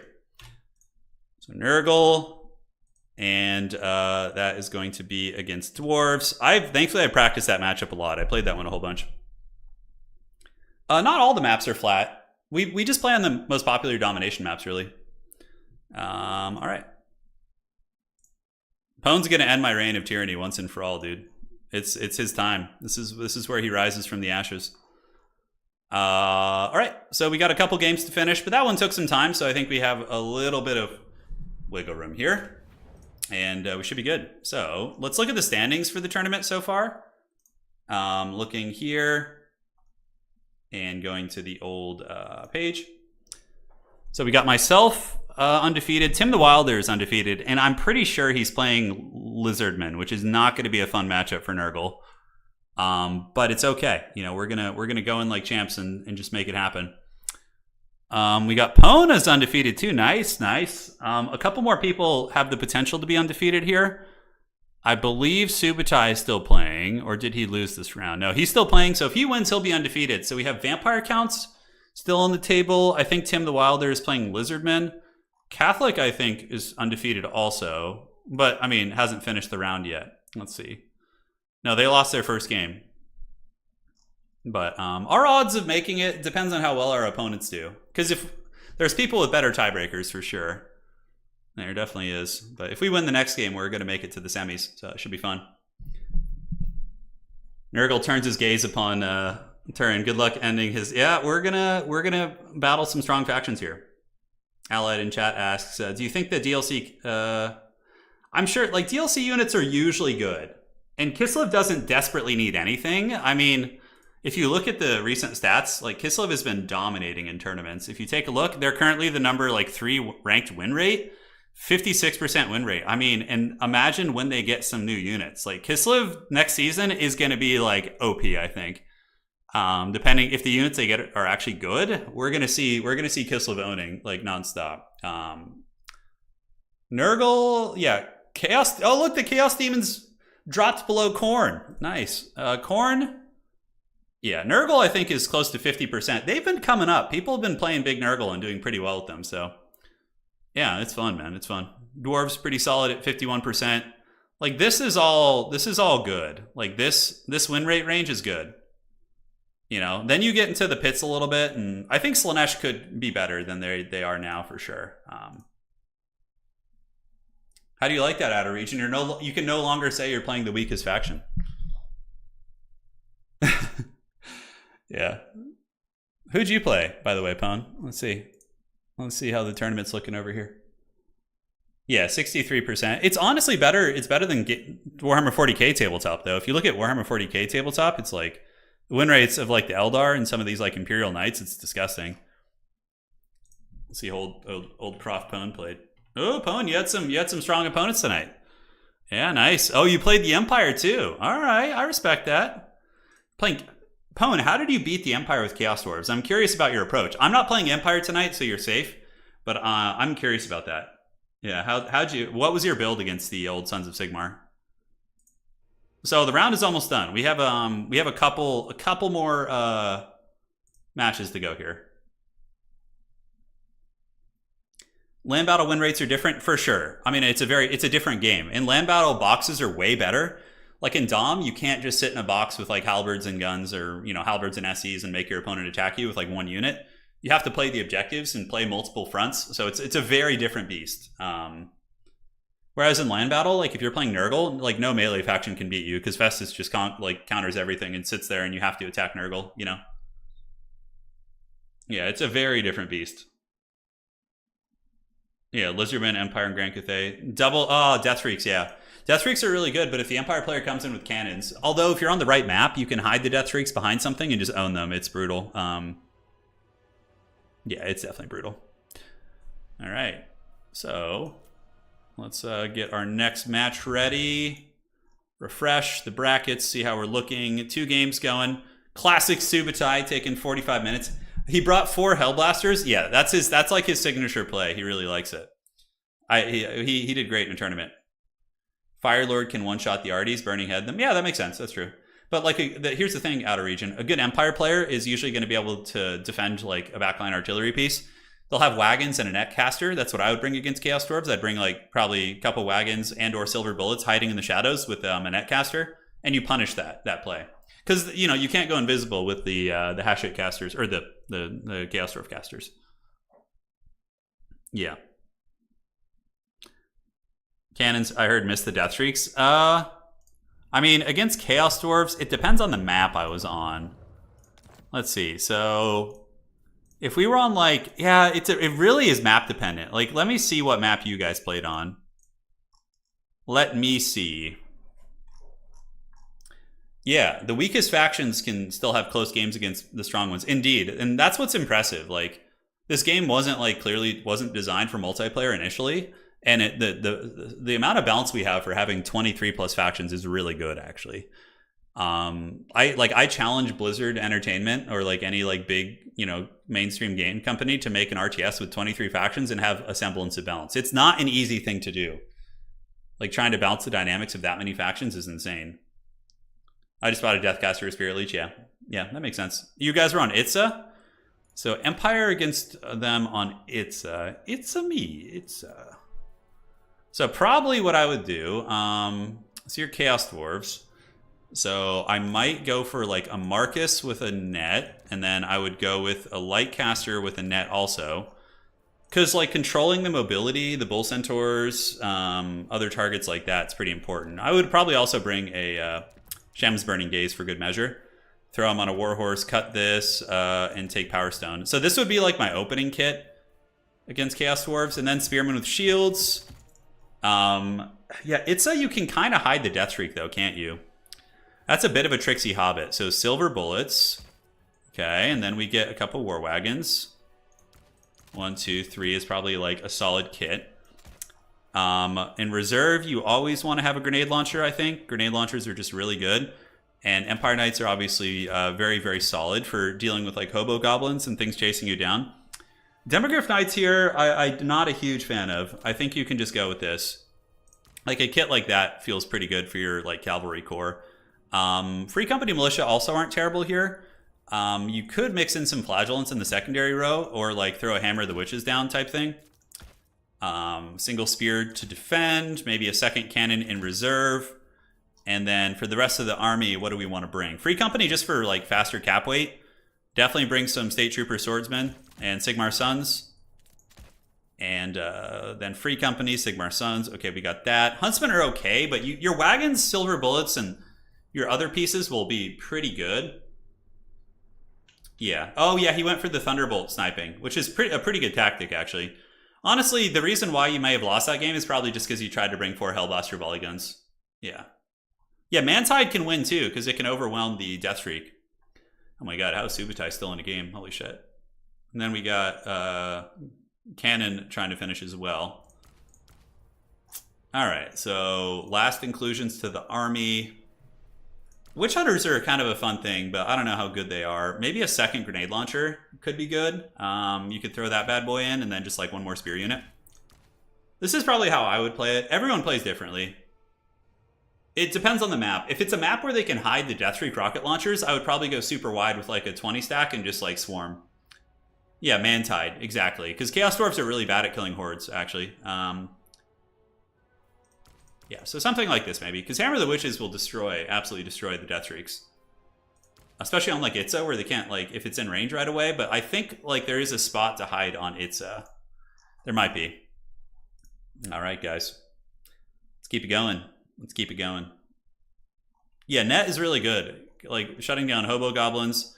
You don't really need the what's it called? The Sunmaker in this matchup, I don't think. I think you could just use grenade launchers and wagons and stuff to take care of the Chorf infantry. Although you could throw in like one greatsword actually as like a backline peeler piece. You might need more because like if they go like super wide Chaos Dwarf against this, you might be in some trouble because you don't have like Sunmaker and you're very invested in cannons. So I'm trying to think, or like a Demi Lance unit could be the choice. You could do something like this too, like a Demi Lance and then throw in another spear. Yeah, that seems like an idea. Yeah. Fun stuff for sure. Yeah, we're doing good tonight. We're having a good run, but you know, we're gonna be playing some sweaty games here. I think Subutai just finished playing his build, dude. I wouldn't be surprised, honestly. He's the last one. How is he taking so long? How? And maybe his opponent's lagging or something, or he's lagging. I don't know. Yeah, so we're just waiting on one person, guys, and then we're gonna start the next match, next round. Dude, Pone's tearing him up, dude. He's going at him hard. He's going at him hard in the paint. Yeah, it's gonna be a fun some fun new units for sure. Some fun new units indeed. Okay. A lot of lobbies coming. We might as well make our lobby and wait. Come on, Subutai. How is it possible? Like, it's been so long since our game. We played Dwarves, and that game wasn't like quick either. Like, I got to like 1,200 points. He just finished? Okay. Thank you, Dustman. I appreciate the play-by-plays. Zombies do move slow, but that doesn't matter. The points move the same speed for everybody. Yeah, they move the same speed for everybody. Come on. All right, so the round is finished. Let's advance it. And does anybody need to drop? Speak now, or you're stuck in the next round. And let's go ahead and advance this. Advance forward. All right. All right, next round. It's his time. He is done. Oh, it's the prophetic. I'm playing Prof Pone. Oh my god, the prophecy is true. He's the chosen one to end Nurgle's reign. Holy shit. Hell yeah, dude. I'm playing the dreaded Pone. I love it. I'm so happy this is happening. Oh, this is great. It's his time. The prophecy, it was true. We got Pone. All right, so let me get this. Next round started. All right, who's that? No problem. And here we go. Oh, dude. It's time. It's the prophecy has come full circle. He's the chosen one. I feel like I'm the villain here. I don't know why. Glade of the Everqueen. Okay. Glade of the Everqueen. Yes. Evil Glade of the Everqueen. Pone's gonna snipe me, dude. He's gonna have my stream open on 5 extra monitors and just be ready to go. That's what's going down here. All right, so let's do this and this and this. Start getting the party all together. Alrighty. And alrighty. Looking fun. And what do we... So he's going to go Deathstreak rocket launchers, obviously. And I don't have too many ways to actually kill them. It's basically impossible for Nurgle to kill those. So that's a little bit of a thing that we have to worry about. Festus is respectable here for sure. But Yeah, he's also very susceptible to being sniped. The Mortis engine is nice, though, for sure. All right, so for the core of units, let's get you guys. And then for reinforcements, I think we throw some of these bad boys in.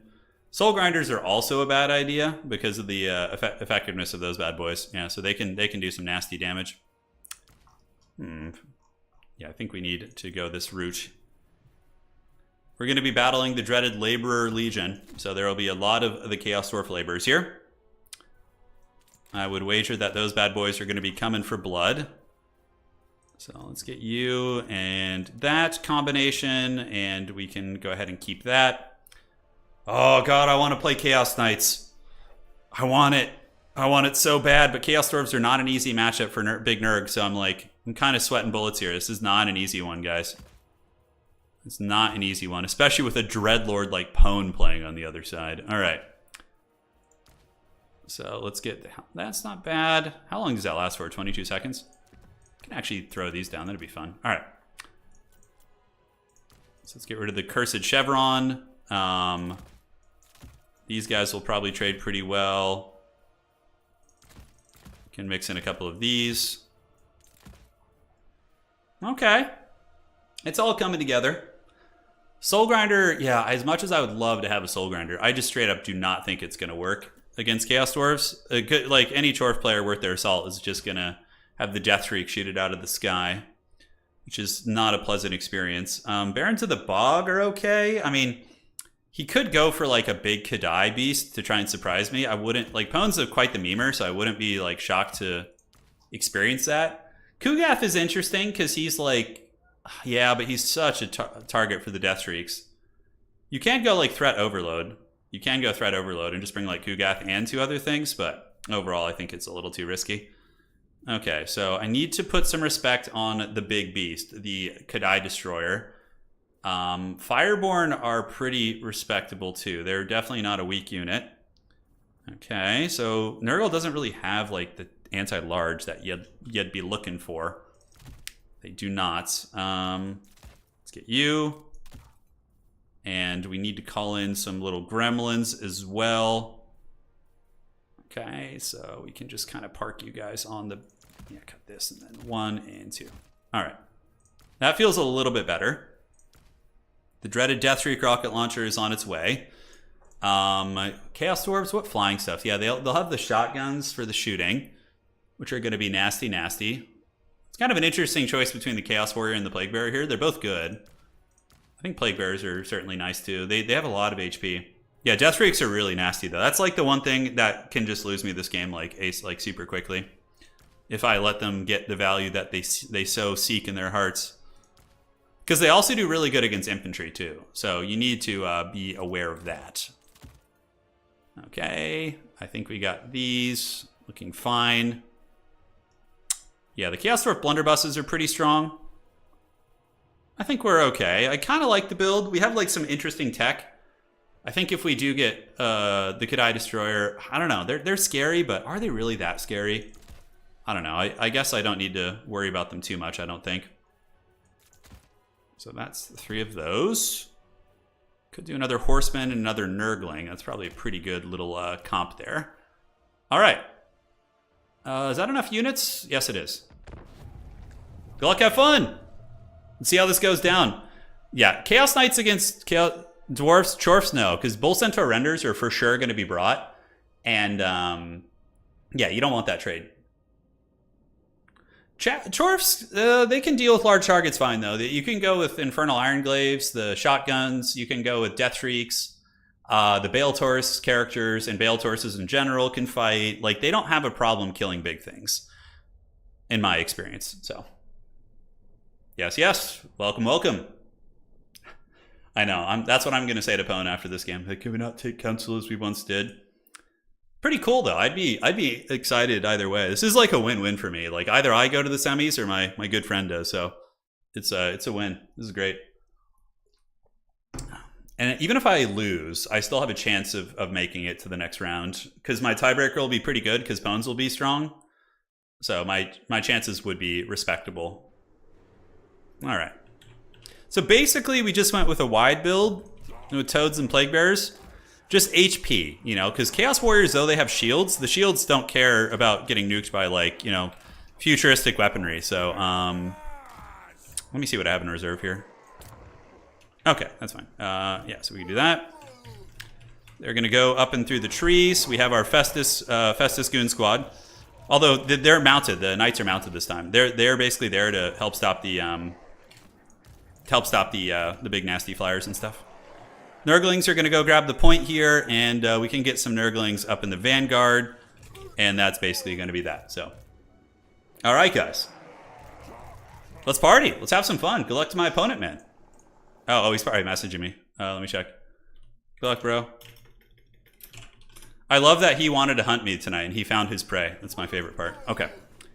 So 9 units, pretty standard, I guess, for Torfs. Probably Death Shrieks or Magma Cannons.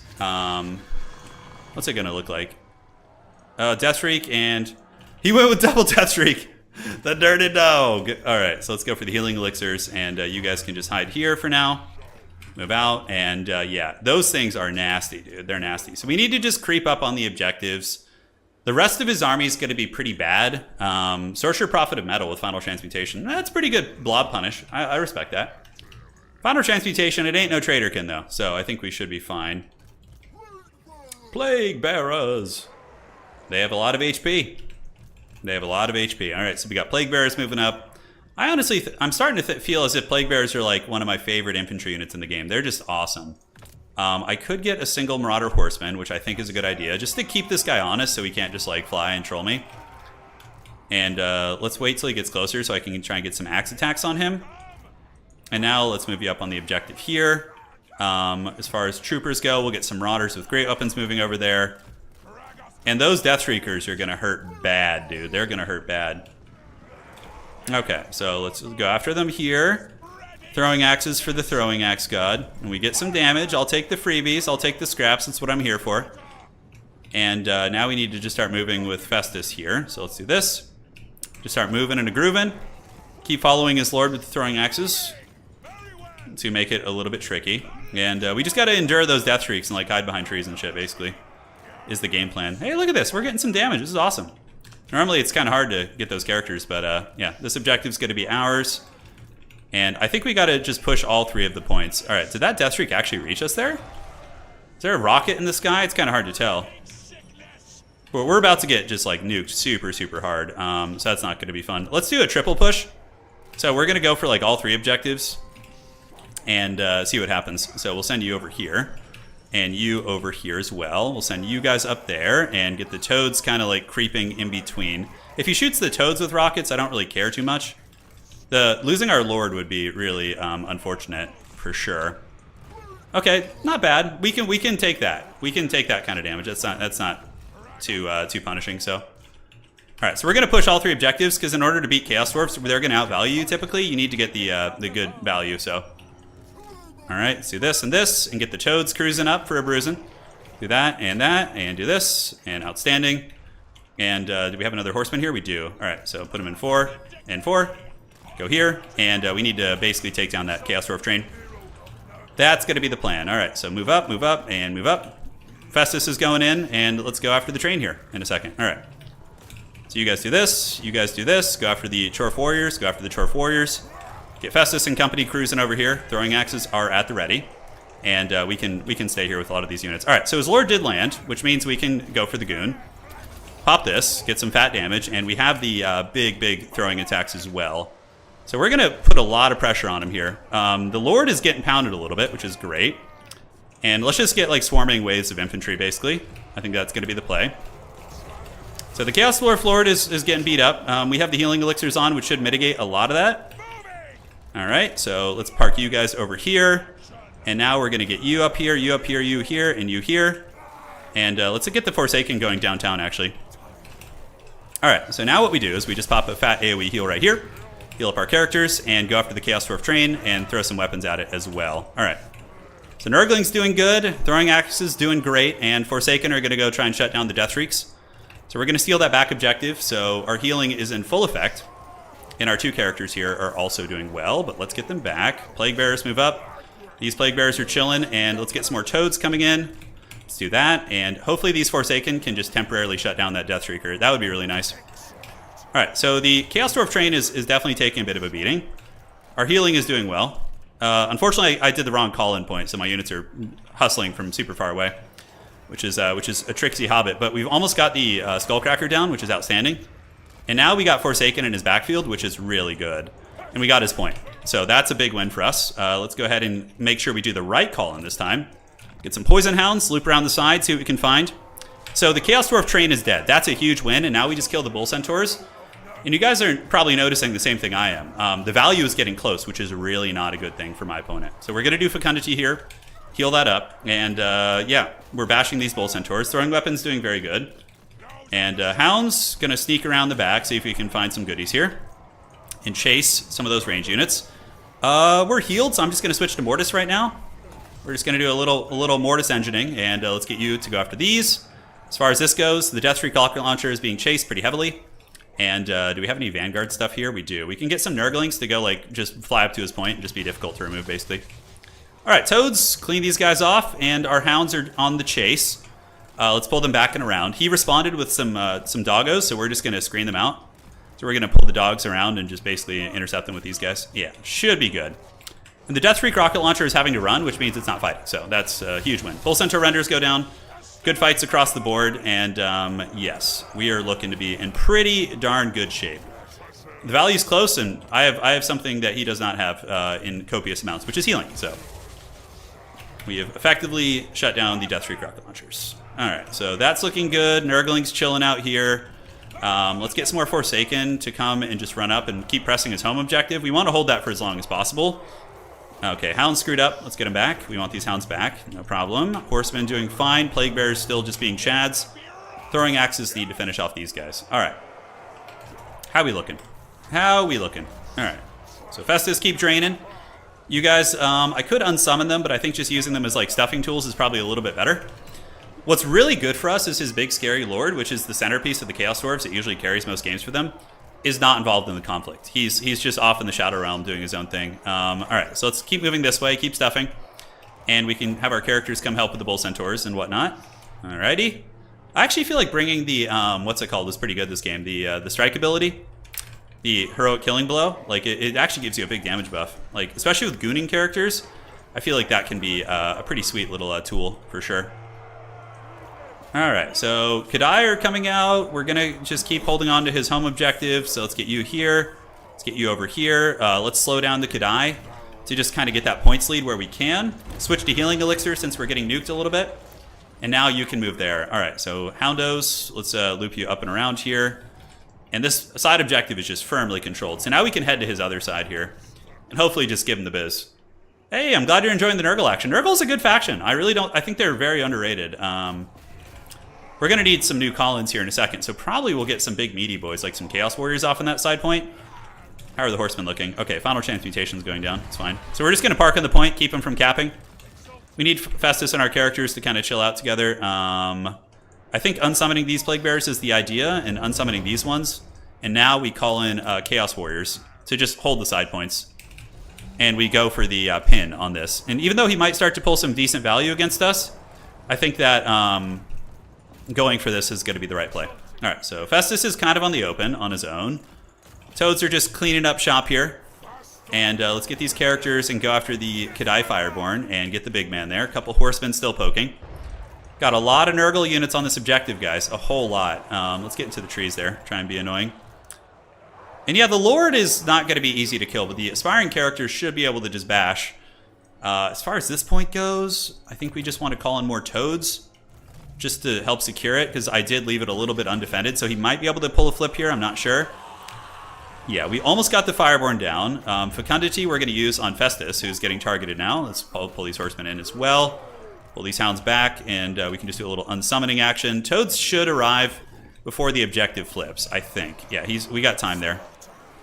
So the Kadai Fireborn going to pay the price here for sure. Festus, why does he not have any auras on? Holy shit, that was weird. Yeah, we're hardcore in triple cap territory, which against Big Nurgle is not going to be easy. Nurgle's very good at holding objectives, as you would expect. All right, so call in here, I think just more Toads. Toads are just a great unit, man. Just like a solid finisher piece. Let's unsummon these Horsemen. And now what we do is we just respond with a big overcasted fleshy, which is basically going to counter what he just did. It will counter the final transmutation damage. So it's a good gooning attempt though on my lord, but I think we're going to... Oh, okay, he might die actually. Yeah, he's trying to heal through it. Oh, he just gooned my lord. Holy shit, Festus died. Okay. I think we're fine though. I think we just hold on to the back objectives here. The toads have arrived, Chaos Warriors are making it, and yeah, we almost got his lord down. So let's go ahead and cast a slow on him. And Festus will be back in the resummon pool in a minute. Let's get these hounds back. Yeah, see what I'm saying about the Chaos Dwarf Lords though? He is just an absolute destroyer. But yeah, he's looking a little bit worse for wear here. The two exalted heroes, you know, they saw their mighty Plague Father fall and they're not happy about it. Side point looks good, Chaos Warriors finally arrived, and we see the Sorcerer Prophet of Hashut running. Uncle Fester. Yeah, Uncle Fester has died. That's the thing about the double Deathstreak builds is they do struggle to take ground. Dude, look at these Chad heroes of Nurgle. Oh, they're so good. Are we going to be able to kill him, actually? It looks like there's another train on its way in. And come on, get him. Got 600 HP. Anything good we can get here? Not really. So let's just chase down the big man. And we're still holding on to his home point. We got toads coming in. Come on, get him. 600 HP, finish him. What do we got? A Chaos Dwarf train? Ugh, nasty stuff. Let's get some... Oh, not Furies. I hate when that happens when you're about to summon a unit and it's like it switches up at the last second. Yeah, it's pretty troll. All right, let's head over here. The Chaos Dwarf Lord, we can use Rot, Glorious Rot. Maybe it'll kill him. I actually don't even know how much damage that shit does, but we'll use it. It should keep him routing at the very least. Yeah, so he's going to take... Oh, hello. I don't want to unsummon my Chaos Lords. That would be bad news bears. All right, so let's do this. Let's start anchoring on our home objective in case he starts getting momentum back. And yeah, these guys are... What are they getting attacked by? Hobo Goblins. His Lord's running. We still have his home objective. The fact that we accidentally summoned some Furies here is the biggest MLG play I've ever seen. Let's pull them over here to see if they can help clear things out at least. And yeah, we just kind of run around with our champions and club things. Did we actually get him with Rot, Glorious Rot? Oh my god, it did like no damage. That's pretty funny. All right, let's retake this objective here. His Death Streaks are about to run out of ammo, so he's going to run out of steam, essentially. The train is running around. It's fine. We can't be everywhere at once. Here we break that position. Let's go ahead and get some more toads on the way up. Toads for the Toad God, toads for the Skull Throne. All that goodness. We do see the Lord running over there. So we're just going to flip this objective real quick, because these guys have 3 capture weight each. Furies are here. I mean, he has basically nothing. It's just like a couple scraps. All right, so let's flip this objective. Plague Bear should be able to hold this. They'll survive for a while. Toads can do some work as well. All right, so Furies, go intercept those Bull Centaur Renders. Let's keep you guys on the point. This one's going to flip in a second, and we can start leaving right about now, because we need to go deal with the train. Those trains are bugged. We allow one of them in tournaments only, but they're insanely strong. So I need to deal with that before it actually does a lot of damage. You caught up on value, but yeah, it's too late. GG, well played. Yeah. Nurgle. Nurgle getting it done, baby. We had a lot of healing on the table. His gooning of my lord was very good, but yeah, it was very good. Yeah, fun game, GG. As always, Chaos Dwarf Warriors are a huge disappointment, but the Lord gets 5,200 value. The Death Streaks carry. That's just like Chaos Dwarfs in a nutshell. Like, they have a couple broken units that are just super strong, and then just like the rest of the units are kind of shithouse. GG, man. Maybe still in semis for you. All right. So let's see how this goes. We have gone undefeated in the initial rounds with Big Nurgle tonight, which is pretty rad. And now we're going to go to the semifinals and then the grand finals, which hopefully I didn't do best of 3, did I? No, I didn't. I was like, my hands are too weak. I can't handle a best of 3. Report score. Nurgle versus Chaos Dwarves. It's Mighty Morphin Chorphin time. If he had killed my Festus earlier, I definitely could have lost that. Yeah, Chaos Dwarf Warriors are pretty bad. They are. You need them, though, sometimes. You know, you need them.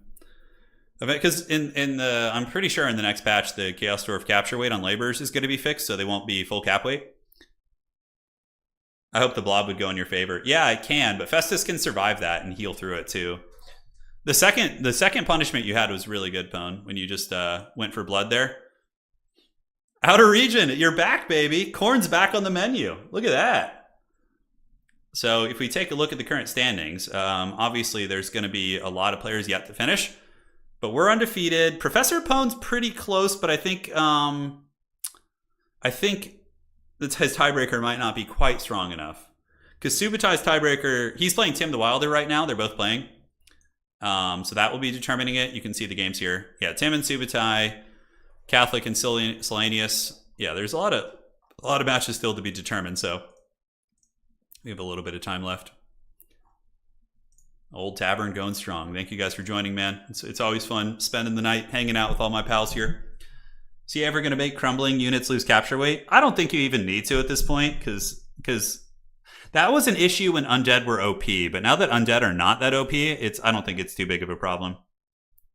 I can still be a menace. I hope you play someone else before we would potentially meet in the finals, if that happens. It would be more fun that way. But again, we'll see how the dice rolls. I would probably, I don't know if I'd rather play Khorne or Vampire Counts. Vampire Counts usually beat Nurgle, but it depends on the map too. Because Kugath can like solo most of the Vampire Count roster, but like, you know, most good Vampire Count players are not going to fight you in a blob. So, yeah, it's tricky. Land battle, play land battle right now. I think, I don't know. There's still, that game did take some time. I think a lot of people are going to be finishing here soon. And I probably should rest my hands because I might have to play 2 more games. Khorne main is rare. Only a Coast player is rare. Yeah, Coast is so... You would think that like vampire pirates with like guns and like crazy sea creatures would be popular, but they're not. It's weird.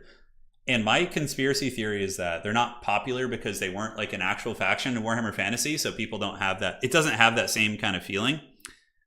I mean, they were like mentioned in like a White Dwarf magazine, and they got like a couple units. They were like I guess an index, you could say. Hey, Red Infernal, how you doing? Our Nature Valley Colonel. They're always crumbling. Yes, they are. It's true. They are indeed. Okay, refreshing here. Tim the Wilder and Subutai. That's going to be like the longest game in the history of Total War. Those 2 guys just take forever to do their stuff, which is pretty fun. Vampire Coast has some teeth for sure. I think they do. But yeah, they're not easy to play, and they're very map dependent. Like if it's a map where powder shooting doesn't work, they're way weaker. Yeah, I can't seem to win consistently with Coast. It's been trouble, but Anticity was the chosen Vampire Coast player. He was in Warhammer 2, and the thing is, playing Coast, if you're truly a chosen of a faction, you play them when they're bad also. Like, you're not going to abandon them for the meta, you know? There's a lot of people, like, you know, you still see your boy out of region here suffering with Khorne, you know? Granted, I'm sure most of your tournament wins did not come from Khorne. Yeah. I wish aquatics really mattered in more maps. It would be interesting, for sure. Any recommendations for Wood Elves against White Armies like Skaven or Undead? Well, Undead, it's like War Dancers just kill like most of their shit. Skaven is harder. But yeah, like Dryads are really good. War Dancers, like those with like Deepwood Scouts against Skaven, I think is really good for killing ogres. We all know Ent is a Slanesh bot, is he? Is that what he's doing? Watch your tournaments live in the beginning of the work in the background. Hell yeah, dude. Hope all is good at work. Life's treating you well. Okay, how are we doing on the rounds? What I remember was Anticity was very good. Definitely one of the, you know, better players of all time. At his peak, for sure. He was very, very, very competitive. All right, so it looks like Outer Region won, Medley won. I think, let's see how the score is looking now. Subutai's tiebreaker is just absolutely jacked right now. And then we got, yeah, Khorne. Prof Pone, unfortunately, probably just going to fall just short.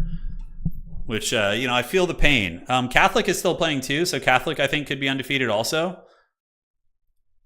So, yeah, it'll be the winner of Subutai and Tim the Wilder. Subutai will probably get it just because of how good his tiebreaker is, but there's still a couple more variables to be figured out here. Yeah, these are the matches still going here. A couple on the side here. Players are getting their old games in. Oh, no, Catholic finished. Okay, so he is 3-1 then, so he did lose one. Let's see. Does he have any chance of making the tiebreaker? Probably not. Yeah. So it looks like Outer Region's got the strongest tiebreaker right now. He played against us in the first round and we went undefeated. So that gave him a solid 4. Why so few maps with hills and narrow paths? Choke points are really not that great for Total War battles, in my opinion, because like a lot of like, you know, you want to be able to engage and have tactical engagements on a bunch of fronts. And if you just have like a narrow lane focusing choke points, it becomes really stupid. I'm surprised Flying Taco hasn't flown in Flying Taco and smashed everyone with ogres. Well, Taco is a guy who likes to play things that aren't overpowered, you know? So when ogres became OP, he probably, like, you know, maybe he plays land battles. I don't know. Does not Flying Taco still play? To my knowledge, I don't think he's playing anything. He's probably playing Baldur's Gate. That's what I would guess. Oh, out of region. They'll be back soon. Don't worry. They'll be back. Ogres were banned in tonight's tournament, yes. Ogres were banned in Bretonnia because they're just a little bit stronger than all the other factions. So it's not really fun when you get, like, you know, top players playing them and just crushing everybody in a single faction tournament. Where, you know, you already have to roll the dice a little bit with what faction you're going up against. So, yeah, no, I'm definitely hyped to see. I mean, new patches are always fun. I'm eager to see, like, the full balancing patch and, you know, all that kind of stuff. That's going to be fun. I saw him on a replay in Dov's channel. He probably just played, maybe even plays with Dov. Yeah, but no, Taco's been going at it for a long time. I saw him in Dov's tournament. Well, the clan war that Dov hosted. Yeah, that makes sense. That makes sense. Did Dov live stream it, or did he cast it via videos? I think he mostly does videos. Grail Knights are really strong. I'll show you why if you haven't seen. We have a minute. Like, we're very close. There's only a couple games to wrap up. But if you haven't seen why Grail Knights are insane, let me show you. So, why is it saying Pwn is an AI when I join this random lobby? Battle, skirmish versus AI. Look at that. Oh, I thought it was rejoining me in. Okay, so Bretonnia. Wait, what? Can I actually start with Kugath as my lord on Bretonnia? Oh, that's not good. So I just switched really quick. That could probably be done in multiplayer. Oh, wow. Okay. Anyways, we'll go Khorne. Let's get the little Herald man. Herald the Herald. And let's get some Halberds, some Warriors, and some Marauders, okay? Whoa, it just let me start with Kugath. Oh my god. CA, please. I don't know how I did that, but I feel like I could recreate that. Oh no, that's not good. Hopefully people aren't doing that in quick battles. I'm sorry, Pwn. I'm sorry. This was just faster. Dude, that's just classic shit. Yeah, that's classic stuff. CA, please help. Oh my god. Look, he's got the Bretonnian banner! Oh god. Yeah, the Fanchantress has been feasting. Alright, well, Kugath is there. Yeah, like, we legit just have straight up Kugath. Alright, you guys ready? So this is why Ground Knights are OP. Because they just plow through everything. They don't give a shit. They don't care what you are. And they have the massive chariots, so you can just literally Benny Hill. And oh, you want to deal with some halberds here? Okay, here we go. Oh, look at the halberds. They can't do anything. It's just like the most OP shit. Look at that. They're just like bumper cars. I think I've lost one model from the Herald. Dude. Oh, God. They're just so stupid OP. Like, look at this. And then I could just, like, go here. Oh. Just like the armored, like, halberds of Khorne just getting run over by these guys. They're like bumper cars. I don't know how I made that happen. Let's see. All right, okay. Let's see a little blight boil there. Yeah, so then you can see why they're broken. Like, they just can't be stopped. And Kugath on Bretonnia is OP, right? Look at that, 1,700 value on that man. Yeah, nothing can stop them because they have the mass profile of chariots. It's so stupid. Like, braced halberds, like, can't stop them. So that's... You're allowed to bring one in most tournaments, but yeah, they're stupidly OP. Okay, how did I do this, by the way? All right, let's see if we could recreate that. So I was on Nurgle. I picked Kugath, and then I switched to Bretonnia. Okay, I don't quite know how I did that. It looks like I was like switching quickly, and then maybe I went to... Yeah, I don't know how to recreate that. That was a weird thing. I've never seen that before. I've never seen that. Wouldn't it be funny to go into a tournament and just like show up with like Kugath on like the dwarves and just be like, oh. I mean, you would obviously get a game loss for doing that, but that is a pretty funny idea. All right, so going back to the tournament, it looks like Subutai defeated Tim. So, oh, Pwn, you dirty dog! It looks like you made it. So it's Subutai, myself, Outer Region and Prof Pone, but there's still a couple games to be played which could affect the tiebreakers of Tim. So I need to let these games finish before we do it. But it looks like Pone might have gotten in there with his dreaded chorfs, dude. Yeah, all right. Remove Kugath and pick him and swap real quick. Yeah, we can do that real quick. Okay. So we need to let those games finish because I think they could affect the tiebreaker. All right, so let's go back to Nurgle. And then we go here. Select Kugath, switch to Bretonia. No, it doesn't bring him this time. I don't know how I did that. I don't know how I did it. Pone, do you believe in a thing called love? Like, you know you do, dude. It's round 2. You know it's going to make us fight again. The website's just going to do it. It's going to be like, let them fight. Pone says this would be my first semis. Yeah, good, man. Good. This is not in character for me. Well, you're bringing double Death Shrieks with the Sorcerer Prophet, so you're using a very strong combo of units. And you're playing well with them. So, you know, that's what happens when you don't meme and you actually do, like, sweaty builds. You can get to the finals of tournaments. It's because your lobby had Prop Phone as an AI. It was obviously screwed with things. Yeah, I think that could be it. Just listen to the rhythm of it. I wish I could do the high-pitched falsetto on that. Just listen to the rhythm of my hearts. Yeah, Vampire counts are, like, they're strong, but they're not, like, OP anymore, in my opinion. I'm very happy with the position of Vampire counts. Just listen to the rhythm of my heart. All right, so let's see how we're looking here. Let's refresh.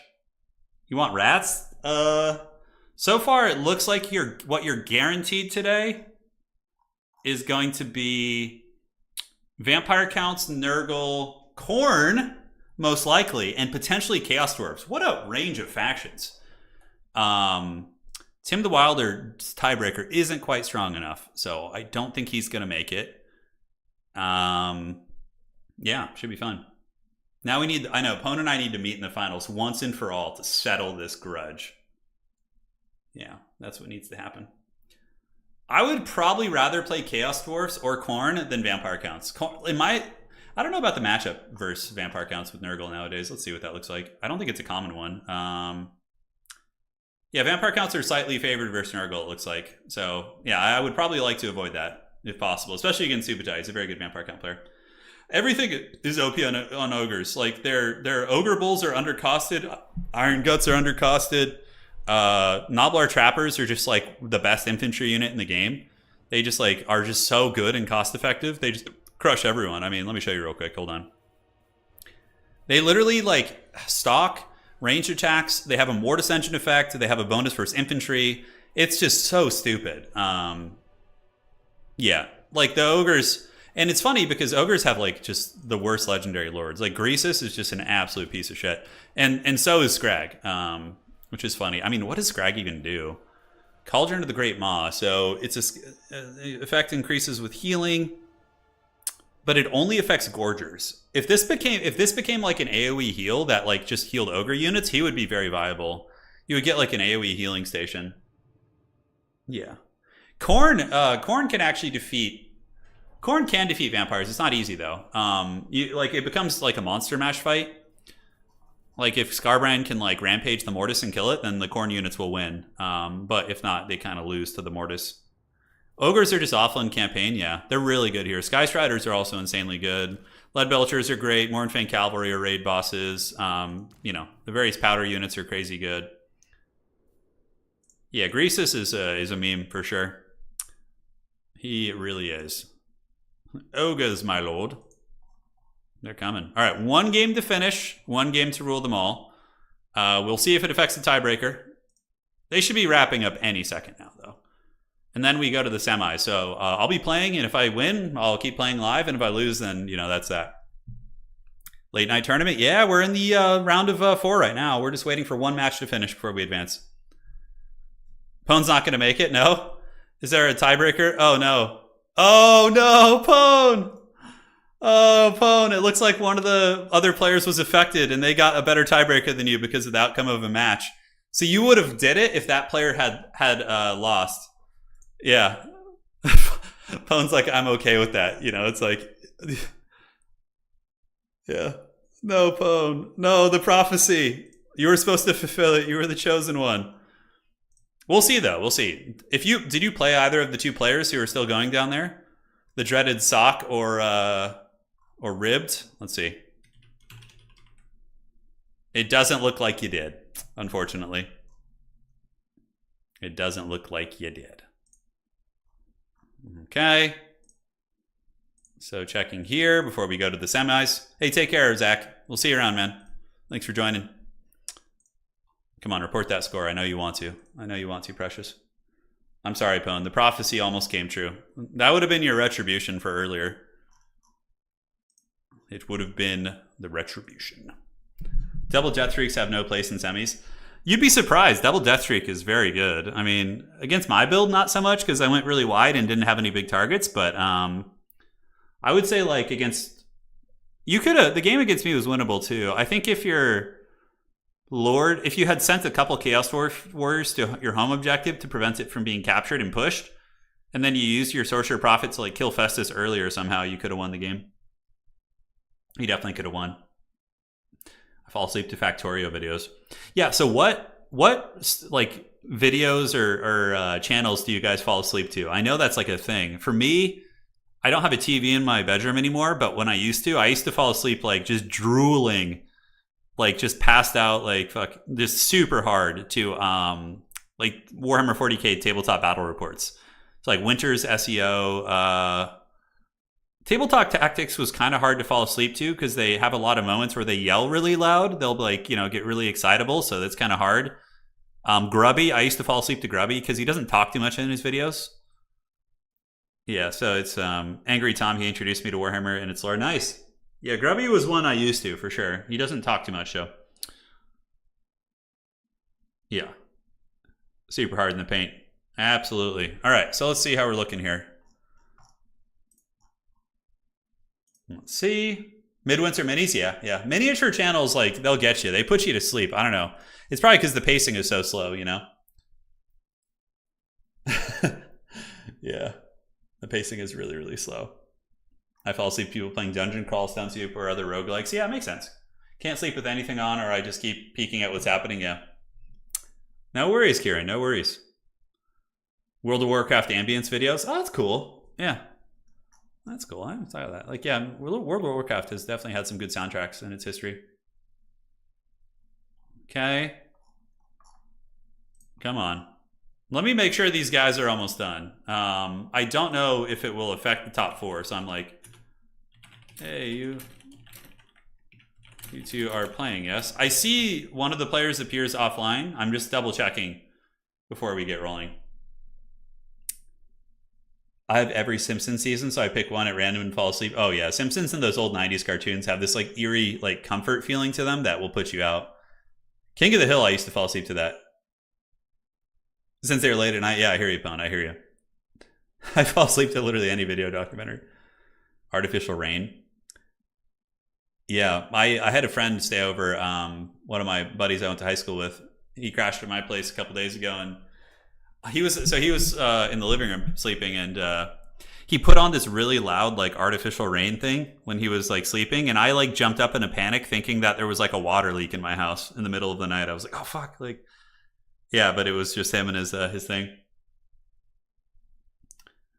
Yeah, Janet does a lot of turn-based games. He does like RPG turn-based, all that sort of good stuff. Okay, so they've got to be almost done. I mean, let's see. They'll most likely affect the top four. That's why I'm waiting. Okay, that guy's name is Ribbed. Message the other player. All right, we'll see. All right. We'll give him another couple minutes. I don't know when this round started. I wasn't keeping track, so it's my fault. We'll give him another second here before we go. I'm going to fall asleep now. Got work in the morning. Hey, take care. Get some rest. Hope all is well, Frank. And we'll see you on the other side. I miss the glory days of waiting for Faction Wars to go live. I'm going to do another one soon. Maybe next week even. Yeah, we'll see. Yeah, a big old Faction War could be fun. It could be fun, although waiting for the update might be better. You know, there'll be a little bit more interesting stuff going on. Yeah, we got to do a Dom Faction War too. Granted, that would probably take 2 days. If you tried to do a Dom Faction War in one day, it'd probably be like 8 to 9 hours, if not longer. Considering how long some of these players take to do builds and shit, Jesus, it would be a long, long time. Okay. Refreshing the old bracket one more time. I think the last match ended and they forgot to update. Is that so? Let me see. I'm messaging both players. I think they might have forgot to record it. They haven't played anyone who's close to entering the finals. Okay. So in that case, we can probably advance it if you've checked it. Thank you, Catholic. Yeah, I think I'm just going to advance it in that case. If you checked it, I trust you. And we will advance to the top 4. So top 4 is going to be Subutai, myself, Outer Region, and Babu. Yeah, he did play with you, but you're still playing anyways. Okay, sounds good. So we will advance to the top 4. Here we go. And let's see who I get. It'll be fun to play someone I haven't played yet. So going to the tournament page, top 4 is going to be Subutai. Oh, Vampire counts versus Nurgle. Oh, yeah, all right. I don't know how this matchup goes. Let's find out, dude. Turn. Okay, let's do it. And the map is going to be a big factor, too. If it's bigger, I'm going to be in some danger. I usually lose this matchup in my playtesting. But, you know, tonight is the night of champions. Okay. And the map, I believe it's the, let's see what the map is going to be. So, Outer Region, you're playing Babu. You're doing it. Okay, let's get it started. Where are we at? All right, so looks good. The map for tonight is going to be the Rift at the World's Edge Mountain. Subutai should be on his way in. There's the Dreadlord himself. Helmengorst. It's going to be Helmengorst versus them. Let's get it. Helmengorst. This is going to be quite a meme here. All right, so I need to do a different build. This is my build from the previous game. So let's get the glorious screen blocker of the gods up and have some fun. Hey, Turin, Henry Cavill said he watches and plays Total War. Do you think he's watched the channel? Well, maybe. It'd be pretty cool. I definitely like all the stuff he's in. It'd be pretty neat. I'm excited to see what he'll be doing for the 40K kind of IP and TV. That's really exciting stuff. That's really exciting for sure. Why are you always playing demons? I'm not playing demons. I'm playing Nurgle tonight. So for the picks here, what characters do we want to go with? It's probably not bad. We can probably cut this and this. We just are just going to have some absolute haggardness here. This is just going to be pure suffering. Yeah. This is going to be pure suffering here. Oh my god. Vampire Count's Air Force is pretty interesting too. Where are we at? Okay. So what spells do we bring? I mean, that's good and that's good. I think that's like the standard kit here. For sure going to be some Haggard bump and grind. And then I think we call you in and you guys do this. And we can get that, and then abilities and abilities. Man, this is going to be just the jankiest shit ever, guys. This is going to be janky. Turin plays the Empire is my favorite faction.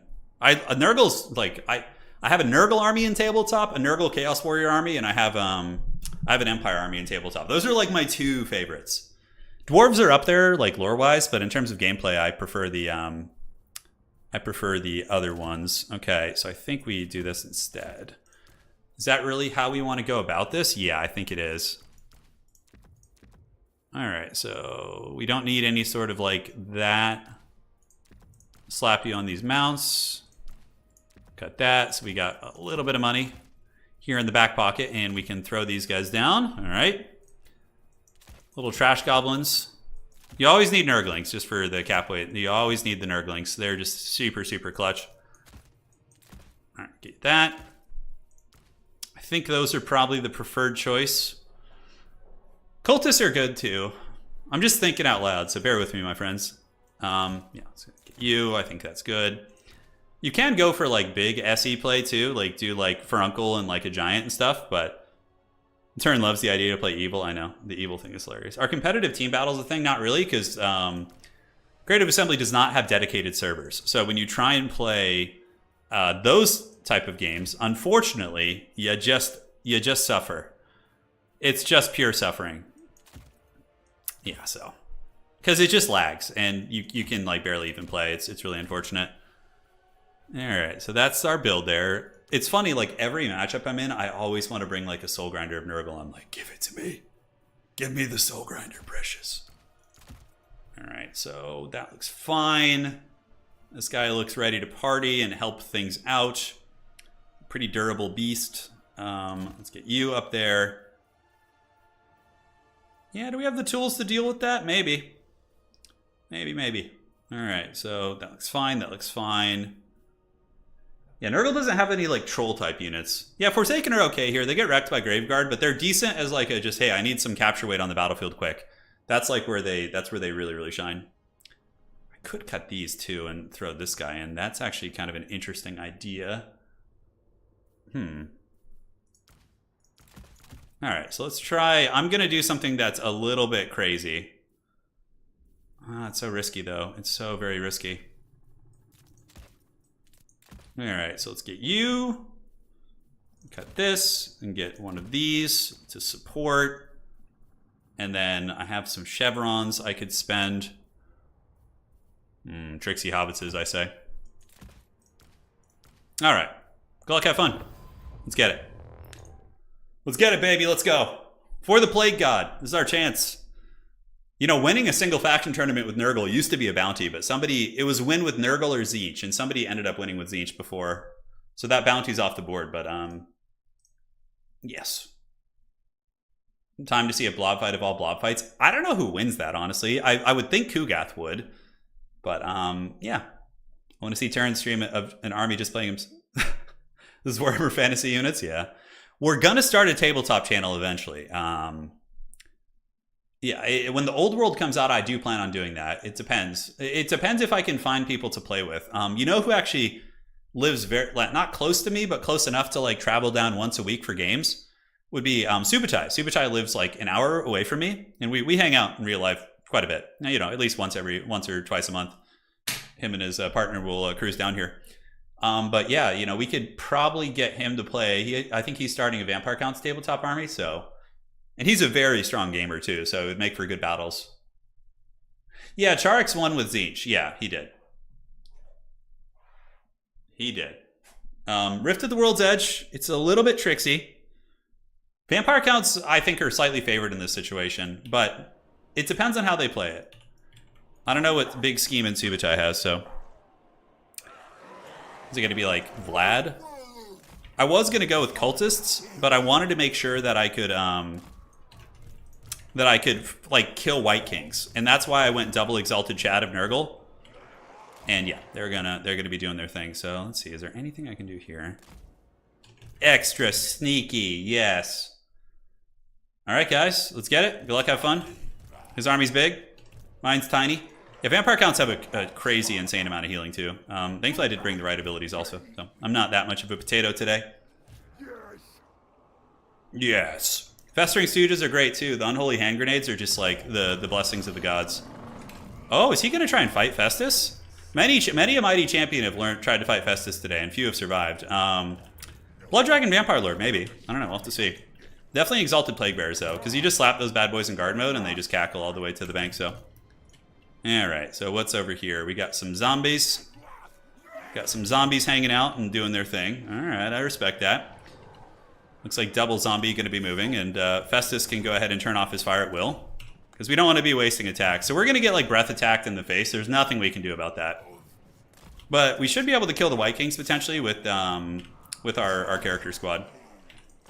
I think they're just straight up better. Barons of the Bog are going to be our first call in. They're crazy good, so. We just try and grab these two objectives, and yeah, that's basically it. White Kings are cruising over. Barons of the Bog are going to come out and basically just give us a ton of stat debuffing. So they're on their way up. Nurgle's Pestilent Glory advances towards the objectives. We'll send a single Plague Bearer, probably the Exalted Boys, over to the other side. I could go try and take a fight with the White Kings right now. I think I'm down for that. These are mostly zombies and skeletons. Stearnsman, Corpse Guard. Okay, so there are some good quality units, but let's throw a little stink bomb at these guys. Yes, yes. All right. So let's head that way. Looks like they're going to jump on that objective. And we can just do this and this. We threw a little bombardment. Actually managed to hit the Sternsman, which is very cool. Exalted Plague Bearer is going to head over there. They don't care about Cryptors, so we just hunker down on these two objectives, basically, and just cackle. Let's get some more Toads. Toads are great. They have mass, and they can, you know, kill quite a bit, so. All right, so the Barons of the Bog are cruising over. Holy Hand Grenades are going to reach that objective in just a second, so let's Holy Hand Grenade those guys. Festus, in the meantime, is going to start throwing at, not Skeleton Warriors, but the Sternsman. And yeah, we're ready to go. Let's get it. Let's get up on that point, see if we can prevent the cap. And let's get the Toads over there too. He's going to get it pretty quick, so we need to get up there and start grinding on that if we can. And cool. Yeah, on this side, it looks like it's mostly skeletons and chaff units. This objective's going to go to us. We got Toads coming in, and yeah, we can probably just use the Exalted characters to go after these for a second. And then we just pull back. Okay, so he's going to go for the gooning on this, which is fine. So we come over here. Let's see if we can dodge that breath attack. I don't think so. Yeah, pretty good damage, but those things self-heal, so I'm not, like, panicking about it. Alright, so let's get the characters and go here. Festus is going to kind of lurk nearby, and we should get some good damage there. And we can call in some Forsaken just for fast infantry support. And great, we actually got some huge damage on this character here. Let's use the... no, we don't want to use the melee attack debuff. We don't want to do that. And we just need to get Big Daddy Festus in here to start grinding it out. Plague Bearers and Toads and whatnot should hold that down there. Alright. So how's it looking? We got the Mortis. The Plague Bearers are winning the fight. The objective is still not flipped. We need to make sure our Exalted Heroes don't get, like, isolated and trapped. So we're going to pull back a little bit. And now we can call in our Death Heads, boys. I think that's what the play is going to be. Alright, let's get you moving here. So threaten that objective. Kugath is here. And the Mortis Engine's going to hurt. But let's go in guard mode. Throw a bunch of grenades here.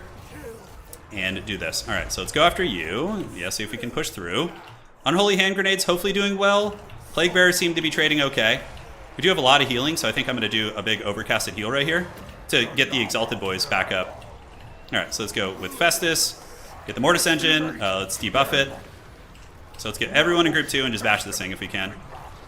That was a big heal right there, too. That was a really big heal. All right, Forsaken. Let's get you over here. Start clearing out some zombies. You guys do this. And the Mortis Engine has ran back, but we just have mostly characters here in our Exalted Plague Bearer, so we're just kind of chilling. Alright, so let's go after the White Kings. We should be able to just bash them down. As far as this fighting goes, it's okay. We have a little bit of a threat on this side, which is nice. So let's get some more Forsaken, move them up. Just kind of threaten the side points a little bit. Nurgle's more mobile than people expect. White Kings are dying here, I think. No, not quite.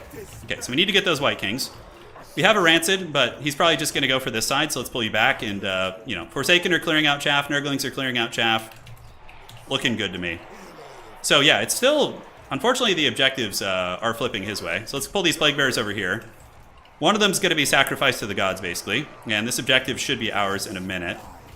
Yeah, that should be ours, especially with the Plague Bearers. So, all right, let's get our character squad over here. Our Exalted Plague Bearers are going to win that fight, and we need to retreat you back, pull you guys this way. What can we do to possibly help out against those other dudes? Let's get some Exalted Plague Bearers cruising up. Pull these Forsaken back, and we need to just roll over here now. Alright, so we got the cap weight here. We're going to head to the middle and start Mortis Engineing them down. We have a Rancid, which would be okay. We're going to just kind of run these Forsaken away. This objective's slowly flipping, but Cryptors are a problem. But let's move in, and good. We got that. This objective's going to be ours in a second. Let's go out of this formation.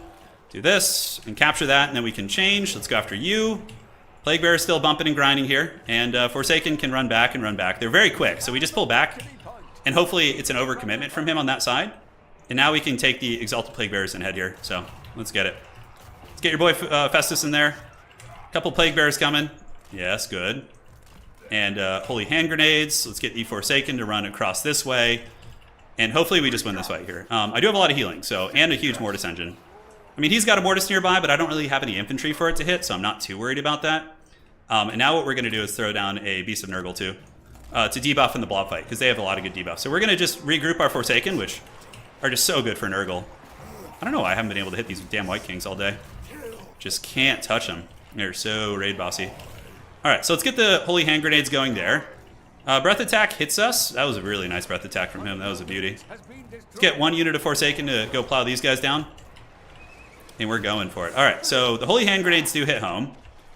We hit the Mortis Engine, I think. No, not quite. Okay. So it's just going to be a big, ugly blob fight here. Let's get the Forsaken looping around. These guys need to move up. Let's get Festering Stooges in there and drop an Overcasted Fleshy, just to make sure things go okay. Ooh, Terror Rod, actually, on one of my guys. Okay. Let's get him. And we can go ahead and debuff. Yeah, the Vampire Count mobility is pretty nasty. All right, so we have that. Our champion should survive. Mortis Engine is causing a ton of havoc, though. Hopefully this Beast of Nurgle will help us turn the tide. And yeah, the Sternsmen are still hanging in there. We got the Mortis Engine a little bit trapped up. Let's see if we can bash that. Let's get the Holy Hand Grenades in the Mortis Engine. You on the Mortis Engine. Forsaken are certainly clearing things out. And on the side point, we still have the Nurglings. Those are mostly just skeletons and whatnot, right? Yeah, looks like it. Baron to the Bog. Let's go. Let's go press that side point. We need to play the field, I think. We did lose one Exalted character, which sucks, but, you know, it's the nature of the beast. So let's just keep doing this, keep grinding here. And we have a Rancid, but there's not too many good targets for it, unfortunately. Let's go here and get the Beast of Nurgle, I believe is in the fight now. Yeah, it is. Great. So Holy Hand Grenades are going strong. Crypt Horrors are coming in. We are kind of running out of time. Let's get some more Nurglings and go over here and play this. Hopefully they'll be able to start clearing shit out, and the Nurgle Blob will maybe endure here with the Exalted Plague Bears. I'm not sure. Let's go after the Mortis, drop some shots on that. Festering Stooges, grinding it out, and yeah, looks like the big man's coming in for a party, so we'll send Festus over there. Beast of Nurgle can go after this. Could pull these Plague Bears across, probably a good idea. We are ninjaing that side point, which is great. So we need to get that going, and let's get the Beast of Nurgle to go as well, see if we can get the Mortis. We need to get that Mortis Engine down if we can. Unfortunately, it's very swift. So we're going to hit that right now. And we do start to flip this side a little bit, but it looks like the Crypt Horrors there are getting the job done, so we need to pull back. And yeah, now that the Lord's gone here, maybe we can just flip this side? What do I want to call in to help? Toads are just always great. Let's get Toads. Toads for the Toad God, Toads for the Toad Throne. Yeah, we can't kill these vampire characters, dude. They're just so good. The amount of healing. Yeah, it looks like one Exalted Hero's been chased off. All right, so we made our way in. Our character squad is slowly losing a lot of these fights. So Capwait's coming here. And we want to move in. Double Crypt Horrors. Yeah, Toads are bad against Crypt Horrors. I don't think we can... I don't think Kugat's going to be able to get it done here, unfortunately. The vampire counts just have so many single entities. It's like, it's brutal. Although maybe if my opponent tries to snipe him, we could have a chance. Looks like that character is getting chased off, so let's get another Plague Bear moving up. Suppose maybe I should have called out the Death's Heads a little bit sooner. Alright, let's get you guys in. If he attacks him, that could be good for me. So let's drop a healing on the big man. Yeah, trying to kill Festus is always a bit of a mistake. It looks like Blood Knight's coming in. Oh, that's cool. I love me some Blood Knights. They're a cool pick. And let's do this also. And see what we can get done, man. Baron to the Bog, rear charge again. Hopefully we'll nullify the stats. Blood Knight's getting tied up. The side objective, it looks like there's something coming for it. Yeah, the vampires are really good at just dealing with these characters. Vampire counts have always been kind of the kings of single entity dueling, you know? So I suppose I should have expected that. Alright, let's pull you guys back. We are grinding okay on the point. We can do a snare on these guys. The Crypt Horrors are a problem. I don't know like what unit I have that can effectively deal with Crypt Horrors. Yeah, it's hard. Vampire count's pretty top tier. Maybe on a small map, like a really small map. This is hard though, like trying to play the points against him. Baron to the Bog just got absolutely smashed by those Blood Knights too. I think that's the turning of the tide. The value's doubled. Despite my healing, you know, he's got healing too, and I have no way of killing his Mortis Engine. Marauder Horseman, no way. So Kugat's probably doing good on value, I would imagine. Let's put Fire at Will on so he just kind of throws his toilet seat water. Not enough DPS to get through the Vargulf. The side objective is being taken by some Crypt Ghouls, but maybe we move over there. And how are we looking? Yeah. They're doing okay. I mean, Kugath is hanging in. Let's look at his value. I guess there's no time to really look. Nurglings, make your way over. Start to contest the point. Hey, look at the Exalted Hero of Chad came back, and he's beating down that White King. That's a nice little gimme for me, but I just can't take this amount of SEs. Okay, so Crypt Horrors are being worn down. Festus is going to try and turn and run. Not Festus, Kugath, sorry. The big man. He's big and angry. And our Exalted Hero is going to beat that guy. Hey, that's nice. For a close game, that might matter. But I just don't think we can beat Vampire counts here. Yeah, it's like I don't know what we could have done to deal with his build. Kugath still got 5,000 value, so he was a raid boss, but that's it. GG, well played, dude. Yeah, I don't know how I beat that. I have to go to the drawing board. A Festus build doesn't feel like it works either, because Cryptors are the main problem. Like Cryptors and Mass and the Mortis. How do I get to the Mortis engine? GG, dog. I'm talking to him right now. Can't kill Mortis. Basically impossible. Okay, so chatting to my buddy. GG, well played. Hey, a good run for Nurgle, which is, you know, one of the worst factions in the game. But Kugath tried to put that game on his back. Honestly, I don't know. Maybe it's winnable if I'm more cautious with my heroes. But I don't know. The Death's Heads, maybe like a cheese could be interesting to see. I don't know how we beat that. You can't stop Festus from getting gooned instantly, I know. Yeah, the rest of the army definitely didn't perform too well because the Cryptors get countered here. Maybe it's just Plague Bearer spam. That's got to be the way. What does he say? I've come close, but you said the vampire has to make unforced error. Yeah. He's basically reiterating my message. The Death's Head drones could be interesting. Yeah, like a triple Death's Head build could be cool. But the problem is you would probably lose out on objectives if you did that. So let's kind of theory craft a little bit. You could do Kugath with... you need Rancid to finish things off once you get them low. Children, you can probably just hold on to. Let's see what else. You cut that. Double Death's Head. And then one Fury to make sure you win the Air Force fight. You could also not go... No, you have to have Festus. You have to have him. Yeah, the grenades might do good. And then you just go with the this guy and then 2 Nurglings on the ground. Like something like this for your opening army could be really cheesy. That could win for sure. Initially, but they tend to just die. Easier than champs.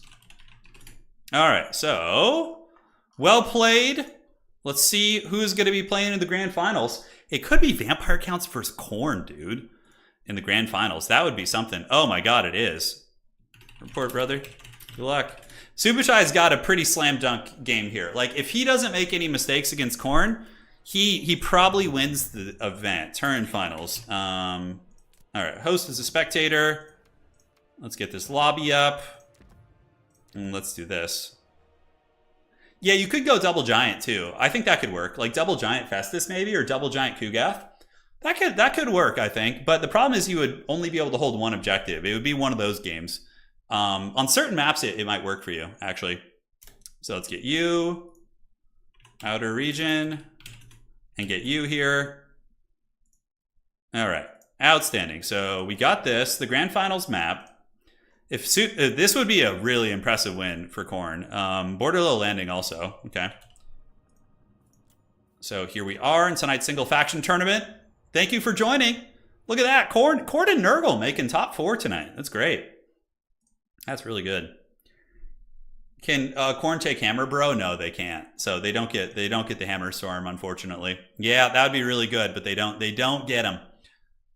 Okay, so where are we at here? Let me do some tournament adminning. Do this. Double Soul Grinder would not work. No, they would not work. No, it would be pretty bad. Because like it's just they have single entities and wide units. That's usually what Vampire Counts bring. I think the matchup could be one for Nurgle. Maybe you just got to go Mass Plague Bearers with Kugath and Death's Head. I can see the Air Force cheesing being good, because here's the thing. If you kill the Mortis engine, the Vampire Counts will probably lose to you, because your Plague Bearers will trade really cost effectively. Yeah, that's interesting. I'll experiment with it for sure. Try and surprise somebody in the next single faction tournament. All right, so we will finalize this. Outstanding. And looking across. Let's get it. Yeah, Khorne's in some danger here, but Outer Region is probably one of the better Khorne players that plays. And if you look at the leaderboard right now, Outer Region is top ranked. Subuchai is he's top 15 too. He's really, really up there. I think Subuchai's won 2 or 3 tournaments this season, which is pretty good. Yeah, so we'll see. The dreaded Vampire Count Chocula. Mortis Engine is very weak to ranged. Yeah, it's hard to get them with Nurgle. I'm like, how do you get to those? How do you get to those? Okay. So let's look here. Looks like they're both set up. Now we're just hanging out, dudes. Yeah, it's going to be a Scarbrand game. Marlon Scarbrando's here, but what Subutai did against me, I think would work against Khorne too. I think him using like double Corpse Cart, Vargulf, Blood Dragon Lord, double White King is like enough to overwhelm like a single entity. Like you saw it took like 10 years to kill Kugath, but it did work for sure. Khorne throwing axes are good. They are, but yes. The reason I didn't bring throwing axes in mine is because I know Subutai would just use Fellbats or Hounds to chase them, and Nurgle has a lot of time protecting their horsemen because of the because they don't really have like their own like super fast mobile unit that can screen them. Hey, Vindicare, thank you, man. Hope you're doing well. Yeah, you need the throwing axes though with Khorne, just like you maybe need them with Nurgle to have a decent fighting chance against that Mortis play. Because Kugath, yeah, maybe you go double Cultist too. They're slightly more durable. Or Kugath and Giant and Uncle for Uncle just go with like a degenerate single entity blob. But man, then they just send zombies to the side points with Crypt Horrors guarding them, and you can't get through that. It's like, seems tricky. Yeah, Mortis Engines are of course weak against range. That's but you know, when you're a faction that doesn't really have range like Khorne and Nurgle, it seems pretty cursed. Let's see what he does though, man. I'm excited to see his take on this. I'm definitely excited. So it begins, the greatest battle. Okay, I respect this build. This is a cool build. See, yeah, so Subutai basically brought the exact build he brought against me, except without the Stearnsman. Double White King, Corpse Cart, Vampire, Blood Dragon Lord for dueling. But now we have Valkia plus a Bloodbrute Behemoth, double Cultist, and double Skull Cannon, dude. The forbidden tech. Truly the forbidden tech of all forbidden techs. If you guys are enjoying this smoking hot Skull Cannon action here in the grand finals of tonight's tournament, do drop a like. It helps out quite a bit, as much as I hate asking for it. So let's get it going, man. Let's have some fun. Let's see how this Duel of Fates unfolds here tonight on Turin TV. You can't protect anything. Yeah, well, that's why Wagons are really good against Vampire counts. In the next single faction tournament, I'll probably play Empire. Empire, I feel like I can beat any faction consistently except Dwarves and Cathay with Empire. Like, those are the two hard ones, but aside from that, it's tough. Babu says, thanks for putting on the tournament. It's my second one and super psyched to have made it to the semis. Dude, this is your second tournament and you made it to the semifinals? Congrats. Well played. Future Terror, a future Dark Lord we have here. So, yeah, well played. That's no small feat. I know a lot of players who are very good who have only made semifinals a couple times. So, yeah, congrats. That's very, very impressive. All right, so on that note, we got double Cultists, which are just great fighters. The Bloodbrute Behemoth, Skull Cannons to obviously snipe a Mortis Engine, and Valkia the Bloody to just be a duelist character. This is a very interesting build, guys. Very, very interesting. Oh man, single faction tournaments are so much more fun when you ban the overpowered factions. It's so much more fun. On the other side, we got the Blood Dragon Lord. You saw what Subutai did. Helm of Discord plus Sword of Antiheroes. Breath attacks, one of the better duelists in the game. Very, very scary. On top of that, we got double Corpse Carts to buff up the zombies. White Kings, which are just crazy good fighters. Anti-infantry, really good at grinding in the pits. That's basically it. Yeah, White Kings should uptrade into Khorne Cultists, I would imagine. I would wager that we will see probably some Exalted Demons coming out. And they will cut through Vampire counts like butter if the Vampire counts don't have a Mortis Engine. Our Babu, who said they made semi, says, I've been lurking on ladder. Yeah, ladder can be good practice. I mean, it's still a good way to familiarize yourself with units. And hopefully you're enjoying the new maps as well. Yeah, because the CA maps are just rough to play on, a lot of them. God, it's so haggard. A Doyle. Yeah, you think Khorne's going to win it, huh? Well, we'll see. You know, I got you know, Subutai's my boy. I hang out with him IRL, so you know, I believe in his foul vampire count witchcraft. He certainly got the ultimate sweat here. Ogres and Bretonia are banned. Everybody else is playable. Honestly, aside from Ogres and Bretonia, nobody is like that overpowered. Those are really the two factions that are just stupid compared to the other ones. Yeah. So that is that. Gonna have to age restrict this content because the Skull Cannons are too hot for YouTube. I agree. And yeah, what is Khorne going to summon in? Is it going to be Exalted Bloodletters initially? Because man, getting the Vampire count horde off the objectives is tough. Khorne can outgrind Vampire counts with their elite infantry. Like Khorne Chosen with dual weapons are one of the most erect units in the game. Oh, it's going to be Khorne Taurs. Okay, Minotaurs with great weapons, which is a good choice against like Cryptors and different chaff pieces. What is he shooting? Okay, so the Skull Cannons are shooting at the Cryptors, and they both miss. Oh, that's so depressing, dude. Look at that. Look at that, just pure suffering there. Oh my god, that feels so bad. So Outer Region's going to get that Bloodbrute Behemoth up, and I would imagine chase down Subutai's White Kings here. We will see. We'll see what they can get done. And it looks like the White Kings are going to pull back. I do really like the Bloodbrute Behemoth pick. The Skull Cannons, probably, I would just use them as a melee piece until the Mortis Engine gets called out. Like, trying to shoot the Cryptors here is, like, very... They just shoot over everything. God, they're so haggard. And, like, look at their ammo already. Granted, they do replenish ammo. Valkia going for the duel. Oh, I like that. So Valkia gets into the duel, and she pops the Demon Shield and gets a little bit of free damage on the Blood Dragon Lord, so that's not bad. Oh, and the Skull Cannons double tapping the Blood Dragon Vampire Lord. The Khorne Forbidden Tech coming in strong. All right, so now it's starting to step up its game. And are we going to get some infantry? It looks like it's just Marauders of Khorne. Interesting. I was going to expect some elite Khorne infantry, right? Like maybe some dual weapon warriors or something. Although giving elite infantry to the... Oh my god, the Skull Cannons are pounding that Blood Dragon Lord. Outer Region is the master of the Forbidden Tech, it would seem, so far. Spears are braced, but Skull Cannons will replenish their ammo in combat, so if they can just sit and fight for a second, they start to get ammunition back, which is pretty good. Like, pushing that Vampire Count army in the middle is not going to be easy, and I would wager the two cultists are going to kind of go here and here. You got two of them, and they're just going to head up to the middle, and then they'll get the job done there and push on it, so... Skull Cannon shots, nice one right there on the Cryptors, for sure. White King's coming out to push. We do have the Minotaurs. Khorne will probably engage in a minute. I mean, there's no Mortis Engine from Subutai, so that does give Khorne some decent fighting odds in the melee fight. Like, Khorne is good in melee for sure. They're not bad there. Looks like the old Skull Cannon's going to come back. I feel like as soon as we see the Skull Cannons run out of ammo, we're going to see a Mortis Engine be called in, I would wager. I would say that's going to be the case. There it is. You guys know you wanted it. It had to come. The Forbidden Dong. It had to appear. But moving up, we got the old Marauders of Khorne heading over on the side. Most likely going to be pushing up into the middle. And Valkia looking like she wants blood. Yeah, very similar playstyle. Subutai using almost an identical build, including the summons, with Vargulf coming in to deal with single entities. Vargulfs are a pain in the ass. They don't kill things quickly, but they have a lot of HP and they regenerate and they're just like fast and annoying. Very interesting choice to send the Skull Cannons into melee versus the Cryptors. Looks like he's just trying to force a fight here. On the side, using his Cultists and his Minotaurs away from the objective. A couple Marauder Horsemen coming in. Definitely doesn't want to forget about those. And Skull Cannon's going to be retreating now. So they did basically no damage. Just gave some free value up. But yeah, Valkia should be able to escape. White King coming in from the flank. And are the Marauders going to move up? Fleshhounds of Khorne also being called in. Vampire Count's pretty terrifying stuff, man. Especially for melee factions. As the Cryptors here do get popped. And they eat some axes to the face for the Axe God. Cultists getting in there to do some work. And the points are now going to start moving in the favor of the dreaded undead until we see some good quality units. So Cultists are fighting in melee against skeletons, which is cost effective. Going to clear those units out. Valkia going to go do battle with the Blood Dragon Lord, who is no joke.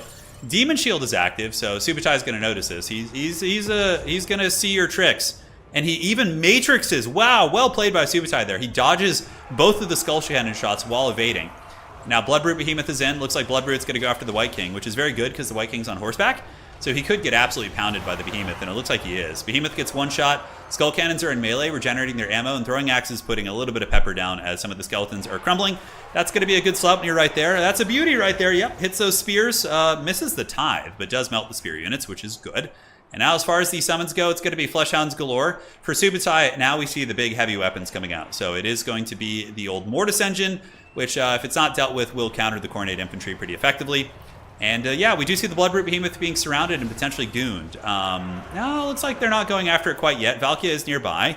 Khornate infantry and Marauders doing good against the zombies and skeletons, and it's all fun in games until the Mortis Engine gets involved. And Fleshhound's an interesting choice here. I really do think more sustainable infantry might be better, but he knows Khorne well. So maybe Fleshhounds are just going to be really good at clearing out chaff quickly. We do have a bit of a duel of fates. The Gorgon's going to be battling the Vargulf. Vargulf loses this hard in a one-on-one fight. He's going to get just straight up pounded. Valkia trapped up in Cryptors. Cryptors are one of the most annoying units in the game for sure. Regenerating, high mass, they pin you in place. It's not fun to fight.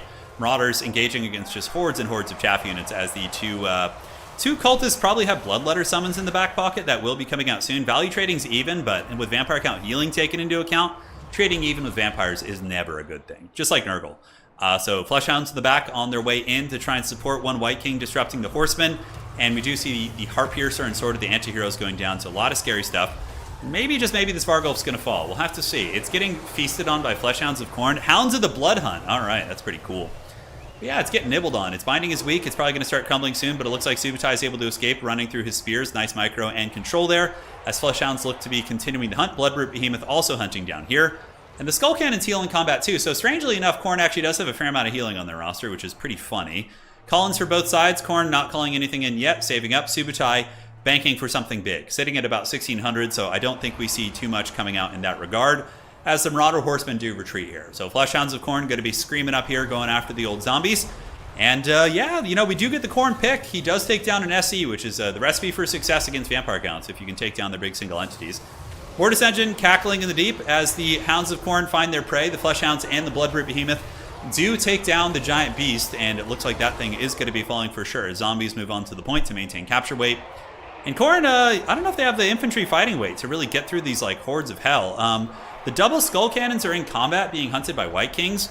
I suppose they have the Gore Feast, and now Valkia is going to be going for the Blood Dragon Lord. Value trading's pretty even, but Khorne really needs to find a way to get on the objectives. Nice Sleipnir there, does tear through quite a few chaff units. Valkia poking away at the Blood Dragon Lord, who's sitting at 4,700 HP. A couple Marauder Horsemen of Khorne hanging out here. And what is Khorne going to do on the objectives? Yeah, that's really the question. Fleshhound's coming around, Blood Knight's called in.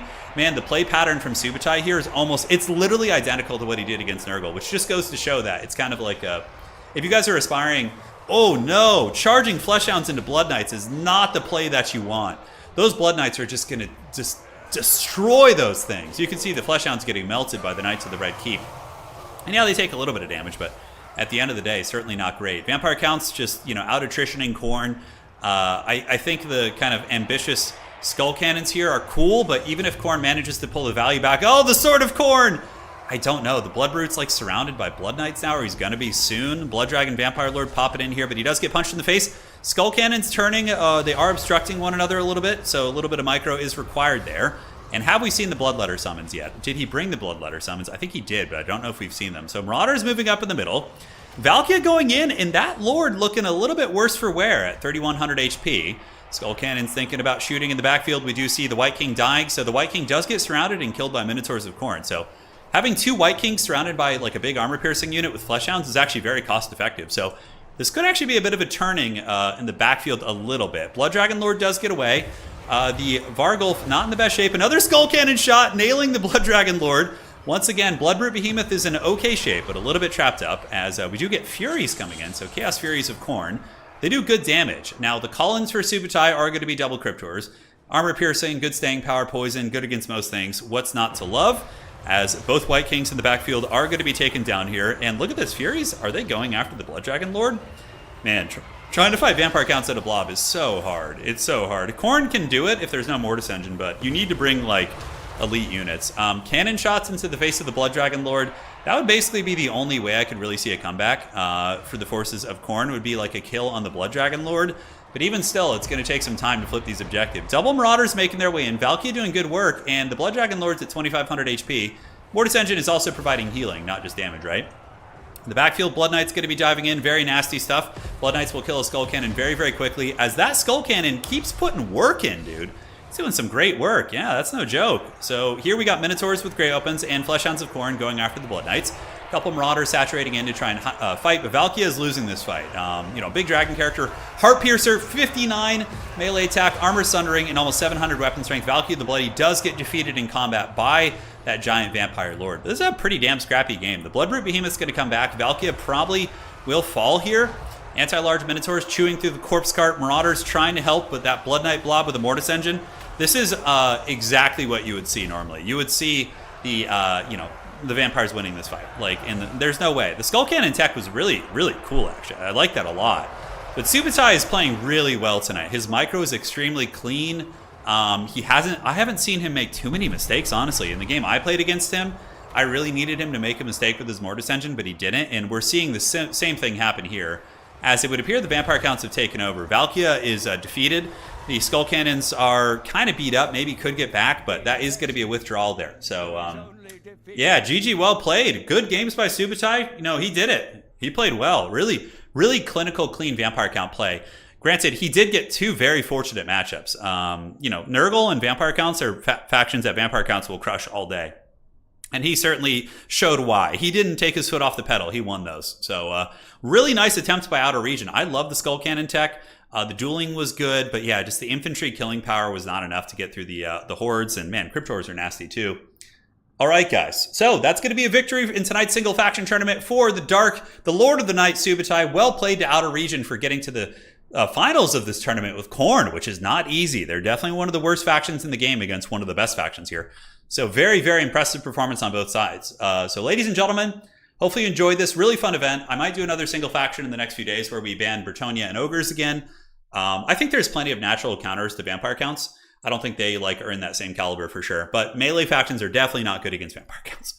All right, guys, take care of yourselves. We'll see you next time. That is it. Sad, angry noises. Hey, it's all good. Khorne got plenty of skulls. Look at how many skeletons are on the battlefield. Khorne is stoked about that, all right? He's pleased. It was a great match. All right, take care of yourselves. That's it. Thank you so much to our new channel members. It really, really helps keep the channel going. Really appreciate you guys. And thank you to some folks who donated as well. We'll see you back next time. Take care of yourselves, and congrats to Subutai on the victory for the night.